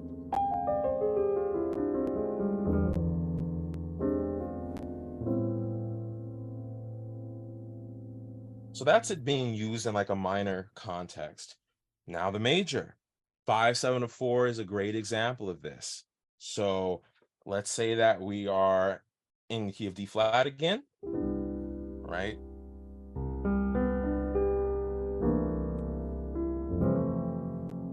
See on that 5, 7 of 4, dominant chord on the 1.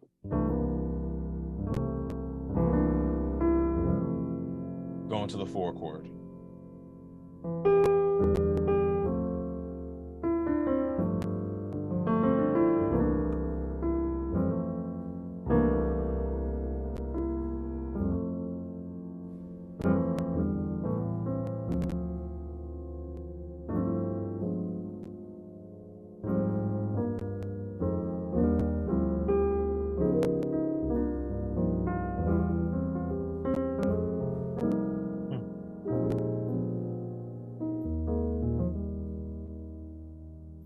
Cool. Amazing. So that's essentially like the basics of how these dominant chords would work. Really, really important technique to learn. So I would just get started with those 2 first voicings. Take these, this, right? Dark tension set. And this. Learn that in every single key.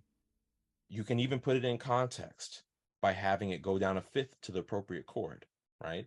Take this voicing, down a 5th to a minor chord, right? Same thing here, down a 5th to a minor chord.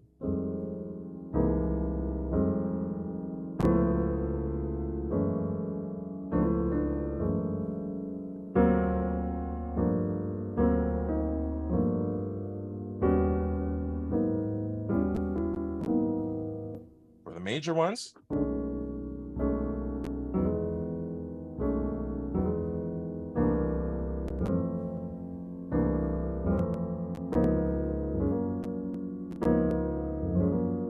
right? And take that through every single key. So yeah. Does anyone have any questions for me?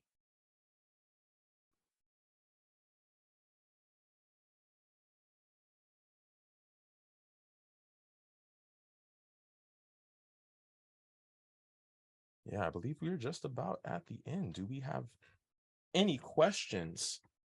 Because after this, I would love to talk about my little coaching program, my little baby, you know what I'm saying? After this. But yeah, do we have any questions about these dominant chords? their usage, or even anything that we've gone through so far in the presentation session. What we got? What we got? I have a question. Yeah, sure. Um, so the voiceology, is it a like a step-by-step program that you've developed? Like you conquer one thing and then you move on to the next thing, or you Mm, tackle everything like all at once? you know what? I think the nature of it is going to be more step by step, because certain things need to be built Mm, before you start to like get the more advanced things like the tensions, you know. So in that respect, yeah, it's kind of like a, a one by one type of thing. If that okay. makes sense. Okay. Um, First off, Gabriel, thank you so much. I really appreciate you. Zenja, yeah, let me try that. You know what? I'm not really like a gospel. I don't have the gospel language in me, but I'm gonna give it a try, you know? More of an R&B guy. Let's get it. So we go,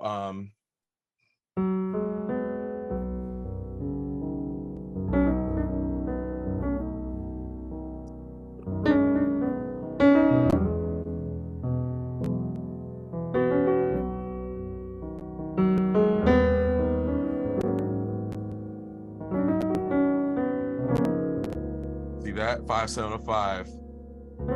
Uh,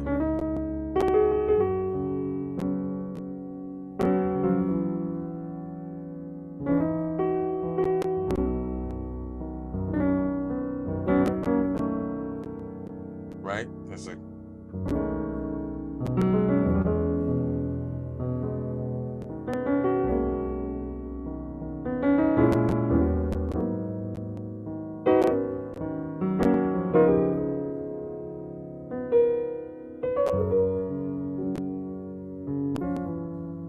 something like that. So you can hear me like using these voicings on 5 7 4, for example.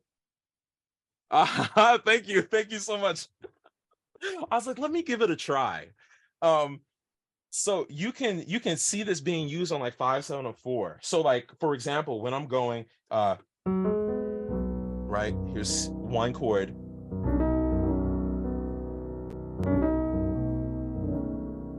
You can use it on these chords, right? The dominant chord on the one. What's the matter?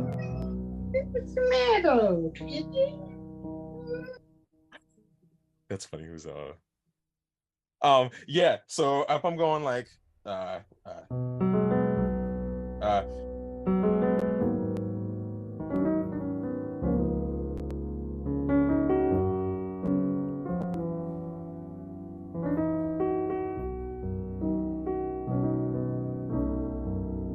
there's the voicing right there.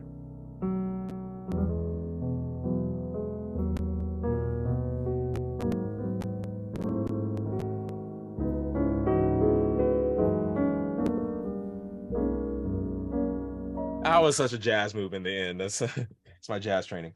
Um, but yeah, so that's kind of how you use it. You saw me using those 5 7 2 right there, right? 5 7 6 was a big one I was using, right? When I'm going to the sixth chord, instead of just going, I go, that comes from this voicing right here. Dark tension dominant.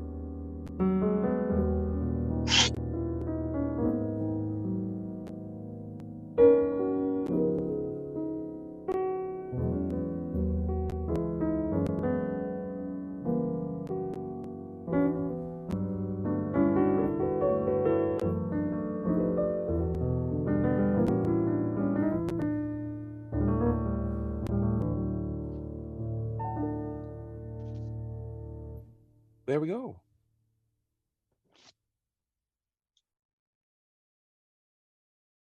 Yo, I know that's Daryl right there. Daryl, so much love to you.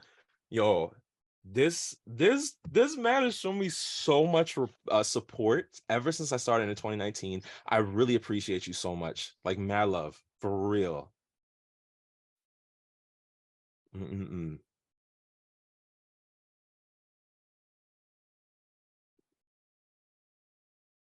Yeah, good stuff. Oh, I appreciate you, Zenja. Thank you so much. All right, y'all. Well, with that being said, I have been moving Chord Academy more towards an intimate kind of thing.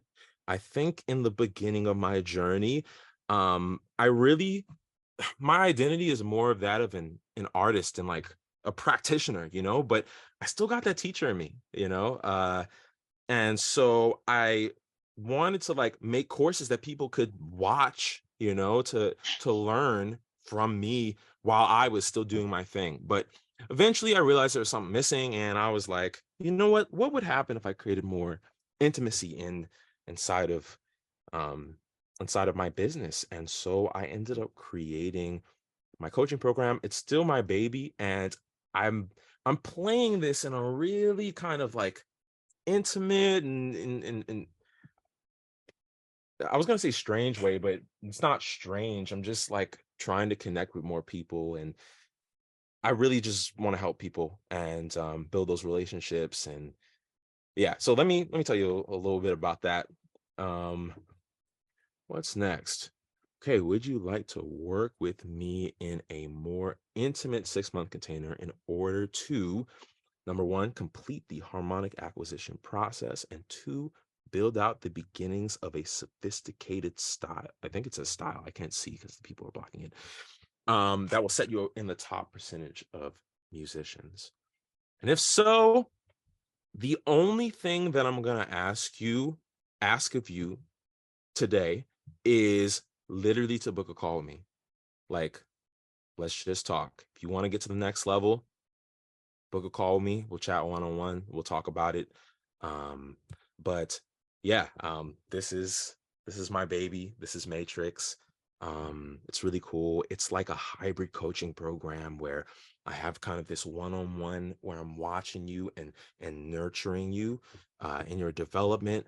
And at the same time, I have a community and we all talk with each other and we're friends and everything. And every Saturday we hop on, we talk about harmony for 2 hours every single week. We troubleshoot whatever anyone needs help with. And so the combination of those two things creates an environment where it is literally impossible to fail if you are consistent. Um, so that's Matrix. Again, book a call with me. I'm gonna put the link in the chat. Let me grab that real quick. I think I have it. Let me see. Delete. TK, thank you so much. Oh, I have it right here. Okay, boom. Everyone in meeting. Okay, put the link there. Book a call. Um, I I guess I'll send this out as well.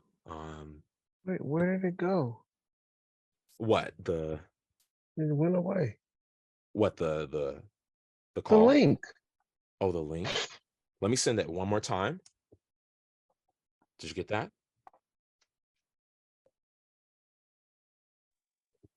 I see it. Cool. I could also send this by email as well. So there's going to be some follow-up emails.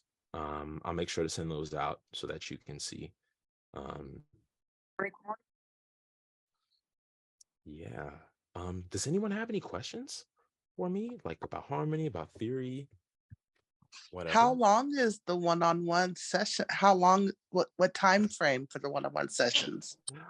So I essentially have built this into like a 6-month container, where the journey is going to be completed in the span of 6 months. That's only if a person is like super consistent, and doesn't let up. I know things happen with life where some people, they got to take a couple weeks off to do something else. In that case, it'll take a little longer, but I do have a continuation policy inside of the program. So if you need to go at a slower pace, then that's always it's always a thing.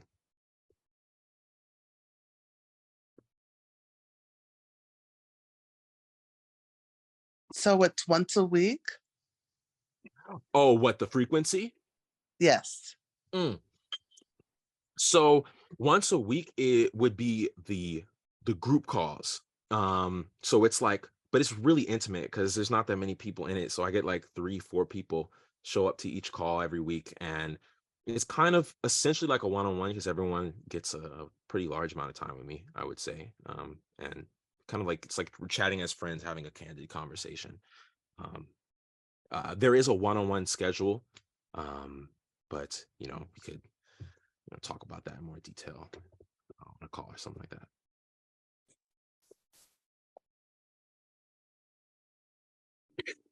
Hello, Alec. Hello, who is this? This is your long distance friend, Daryl.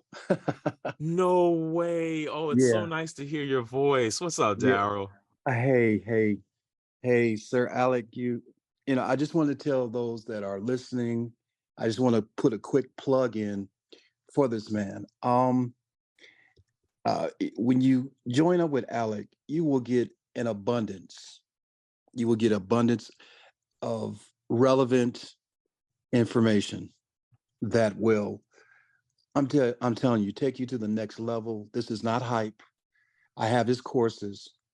Um, at this present time, uh, if the money was right, it would be a one-on-one with him. So, for those of you who are wavering or on the fence, I just want to encourage you. Trust this man. His courses are phenomenal. He's a phenomenal teacher, very clear, very concise, and just the information is information, not overload, but it's over love, because he loves his craft, and he loves what he does, and it comes out and it shows um in his teaching. So for those who are kind of you know on the fence about it, just rest assured that you don't have to kind of, yeah, well, if this and that, you don't have to do that. And I know it's like, who's this guy? But I'm just speaking from my heart and speaking from the experience that I've had with, and still having, haven't stopped, but having with his courses. So uh it's he's a godsend. So anyway, Attest to that. I'm gonna shut up. I'm gonna shut up, Alec. Oh my goodness. No, you're making me tear up here, man. I really, really am at a loss for words. Thank you so much for those beautiful, kind words. I am absolutely gratified. Gratifying. I don't know how to use English anymore. Hearing that from you. Thank you so much. And so much love to you, for real. Thank you, sir. Thank you. And back at you, man, because it's the truth. Uh, I know I had sent you had uh, sent out, I forget what it was. I don't know if it was the Matrix or whatever it was. And I sent you a text telling you of how much just within that what you had sent out regarding the Matrix, and you were giving the breakdowns. And I was like, oh, I never seen that before, with the information that you had given out. And I Mhm. can't really recall it, but and 80-20 harmony. I'm sorry. 80-20 harmony, I think. Yes, Mhm. absolutely. And man, Yeah. and I was digesting on that, and it's like, man, if everybody, I don't know, maybe I'm just a Alec Winters fanboy. I don't know. I don't know, man. But no, It's but so seriously, appreciated. no, but seriously, it's just because I have gone through, and this is just my personal testimony. I've gone through chord books, and I've gone through, trying to get the methodology and trying to make things and you break it down. You break, Alec, you break the most complex into the most simplistic. I guess that's what my enthusiasm is about it, because you get all these terms and everything, and it's like you're like trying to just uh get the gist, and it's like, man, Alex is like, hey, forget all that, man, forget all that. Let me just break this down into ABC 1 2 3, the most complex of it all, and it fits, and you don't have to go over and over and over and be like, what, scratching your head, and you Mhm. put it into its most simplistic form, but it works. And I think that what messes us up, Alec, is that we're looking for we when it comes to jazz or any genre of music, because Mhm. when you were playing Amazing Grace, Mhm. all of those, and I'm not by any stretch of means at the level that you're at, but just from the years of listening to gospel music Mhm. myself, you were in the flow. That's why that's why I wrote that, is that your uh the methodology translates into any genre of music. It Yes. you Yes. know it it Yes. doesn't it doesn't constrict. It's like, well, a Mhm. chord is a chord. Mhm. it's just Mhm. the it's just the placing of it. It's just the placement of the voicings. Yep. If you want to get a particular, and man, I'm not trying to, but trying to take.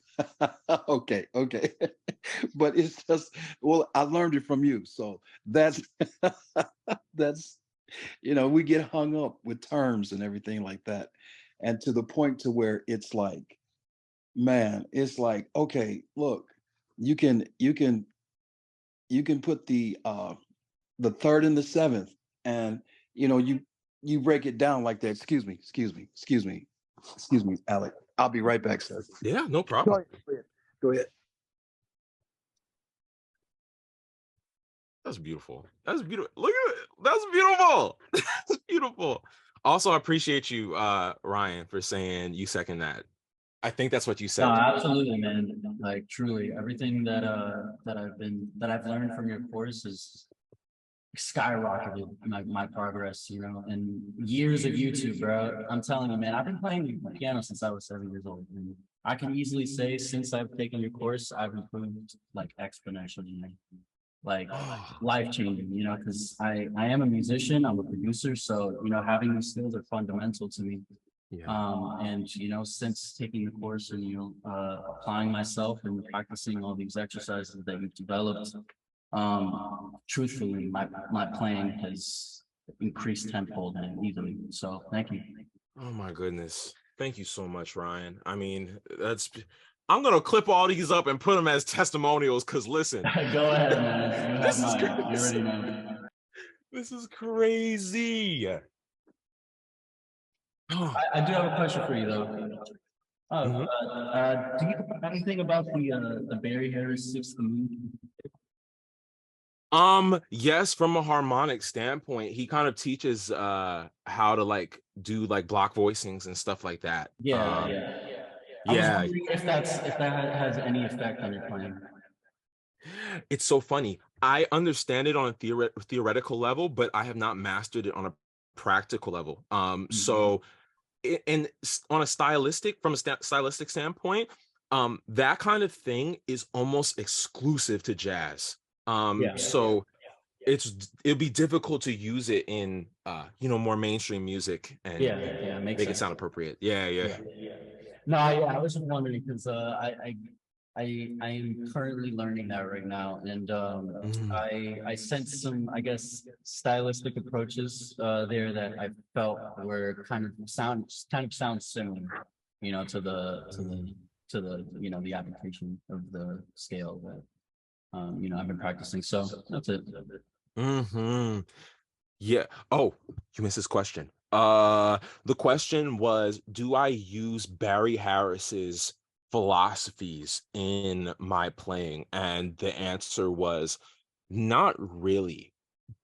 But in gaining a really strong aspect of a really strong degree of voice leading in your playing, um it kind of like the two get conflated a little bit because the Barry Harris is about voice leading and melodies and going like 5-1 5-1 5-1 5-1 with ascending melodies, but with like six chords and diminished chords and stuff, like it's like dominant resolution, stuff like that. What excuse me, Alec, would you kind of like say like C6, G7 flat 9, Yeah. you know, with the inversion? Is that pretty much his what Barry Harris is uh for that the block chord system? Is that Hmm. Exactly. Yeah, you totally got it. okay? Yeah. Mhm. Yes, sir.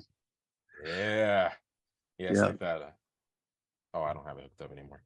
Um, but yeah, like harmonizing melodies with that kind of thing. So you're paying attention to what's in the top, what melody you want to make, and then following that with the block chords underlying. Absolutely, absolutely. When are you going to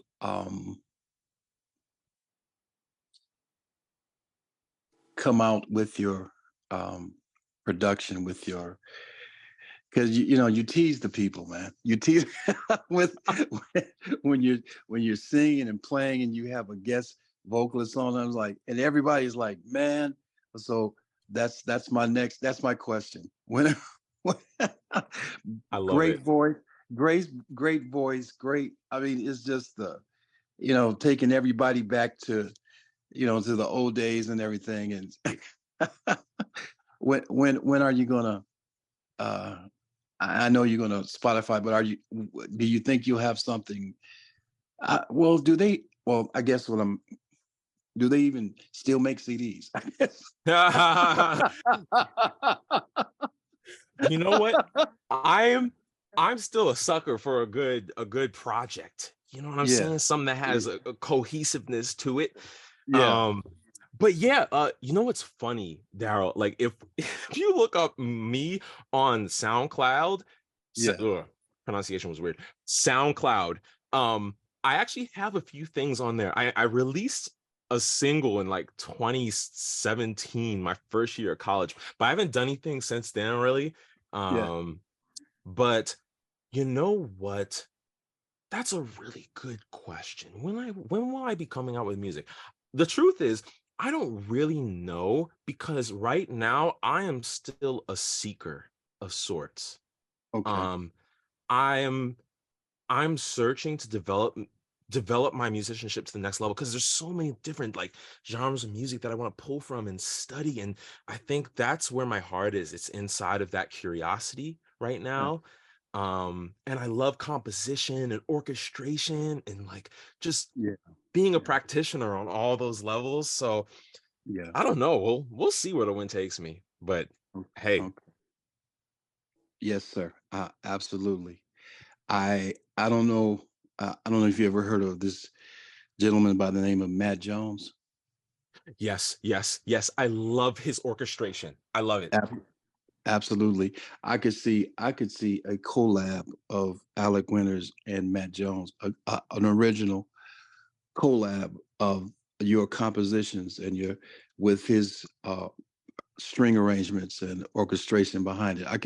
I don't know, man. It's just that I could just hear it. You you have the you have the chops for to go to go retro in terms of like 40s that orchestral Nat Cole Nat Cole type of Hmm. uh type Here, of can you hear him talking? when when when Yeah. music Well, was romantic, Hmm. when music was and meaningful, Hmm. I got it. I and got it. matching your voice and compositions with his orchestration. I could see that, man. I could That's see that. That's such a great, like, that's such a compliment. I really appreciate that. Because there's one performance I always go back to, which is Aaron Marcellus with the Matt Jones Orchestra. And I think the song is You Were Always on My Mind or something like that. And Mhm. oh, his orchestration is just perfection, like Yeah, beautiful. yeah. Mhm. Yeah.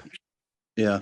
They I think Matt comes out of the school of Johnny Mandel. The old he's an arranger of yesteryear. I think sometime in the 50s, Let me look him 40s, up. 50s. Let me put Yeah. him. You said Johnny Mandel? Hmm. Okay, cool. I love Yeah. it. Thank you so much, Daryl. The best. Thank you again. Um, I know Eric has a question. I'm sorry. I'm No, Yeah, being quick. so good. Don't worry. I appreciate it. Thank you. I'm gonna jump on the love train here too, and I've been in the experience. I think I signed up in December, Mhm, and I just echo. I've kind of dabbled for many years, 5+ years, mhm. self-taught, and your your stuff has taken me to a whole nother level, and it's the motivation too, and just showing kind of what's possible. So I've never been so dedicated, so consistent with my practice. So I'm just super grateful. I'm grateful for this time. You just gave us like an insane masterclass that's worth, you know, you gave it for free, but this was a legit masterclass, and I'm just grateful. And I know I'm just on the tiny front end of the journey. It's going to take me like a year plus to just get through the material, but I'm stoked. I'm not getting off the train. I'm gonna keep going, and it's because of you. It's because you provided the motivation that I needed, the guidance, and so I'm sticking with you for the long term. So I just want to let you know I super appreciate it. Um, My I pleasure. can see my playing like transform as long as I put in the work, and Yes. yeah, I'm just gonna keep going. But I appreciate you, man. I love it. Thank you so much, Eric. Thank you. Thank you. Zanja, he is referring to the experience, which is like my main do-it-yourself flagship course, which I don't really talk about too much anymore because now I'm all about this coaching program, which is essentially going to take you through the same development of the experience, but um, on kind of like an accelerated but like lean and mean kind of uh pace, but you have my guidance and you have the community as well, so essentially kind of the same thing. And yeah, when you join the coaching program, there's stuff from the experience inside of it that you can access as well, so yeah. Yes, I love it. um do we have any more questions, comments, anything? Oh wow, it's 11:17. Look at that. Forgot my question, Alec. You teased kind of the stuff that you're seeking and kind of getting into. I'm curious, you know, what what those styles or what those influences are. I'm so glad you asked. So I so here's all the things I kind of grew up with, right? Um, I live in a multi-generational household. I have my grandparents on my mom's side, uh, that live downstairs, and then I have my mom mm, and my dad. Well, they recently got divorced, so my dad's not here anymore. But basically, uh, I grew up with like from my hanging out with my granddad in the basement, like 70s and 70s and 60s, like black soul. Um, and then from my dad and my mom, it was like 80s, 90s, early 2000s R&B, neo soul. But also at the time that I was little, the most popular genre in the world was, or in America, was like alternative rock, essentially. So through the media and like Disney Channel and Nickelodeon, I was exposed to a lot of that. And so I have a kind of a ear and a passion for alternative rock. And at the same time, uh, I also got into like Kingdom Hearts, Pokemon, anime, basically all things that have Japanese composition. So I am absolutely obsessed with those styles, like J-pop, as well as like orchestration by Japanese composers. Like there's certain tendencies that like certain composers have depending on where they come from, what culture they come from. Just an amazing thing to observe, especially after I became fluent in music theory. Um, so I just want to explore that more. Love it. Thanks. Yeah, I love Nintendo, Koji Kondo. I love all the video game music. Yes. It's beautiful. Yep. Yep. Genetically, it's actually a little bit closer to jazz, I would say, than even R&B and neo soul here, you know, because you get all that cycle 5, very traditional usages of like secondary dominance and stuff like that. Like I can't get enough.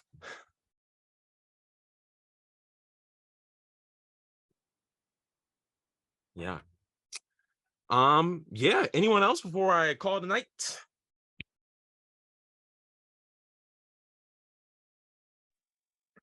I just want to say, God bless you, Alec, and all your present and future endeavors. That's all I wanted to say.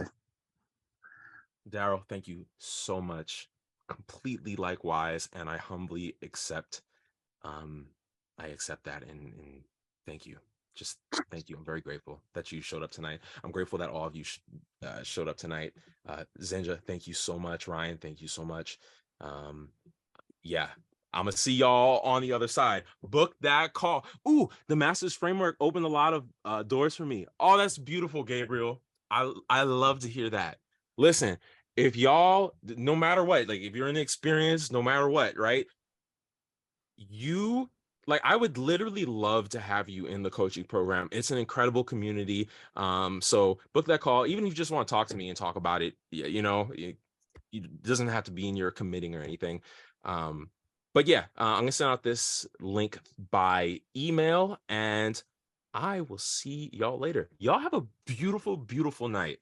Have a great night. Thank you. You Yeah. too. Thank You you. too. You Good too, Alec. night. Good Good night, night. everyone. Good night, y'all.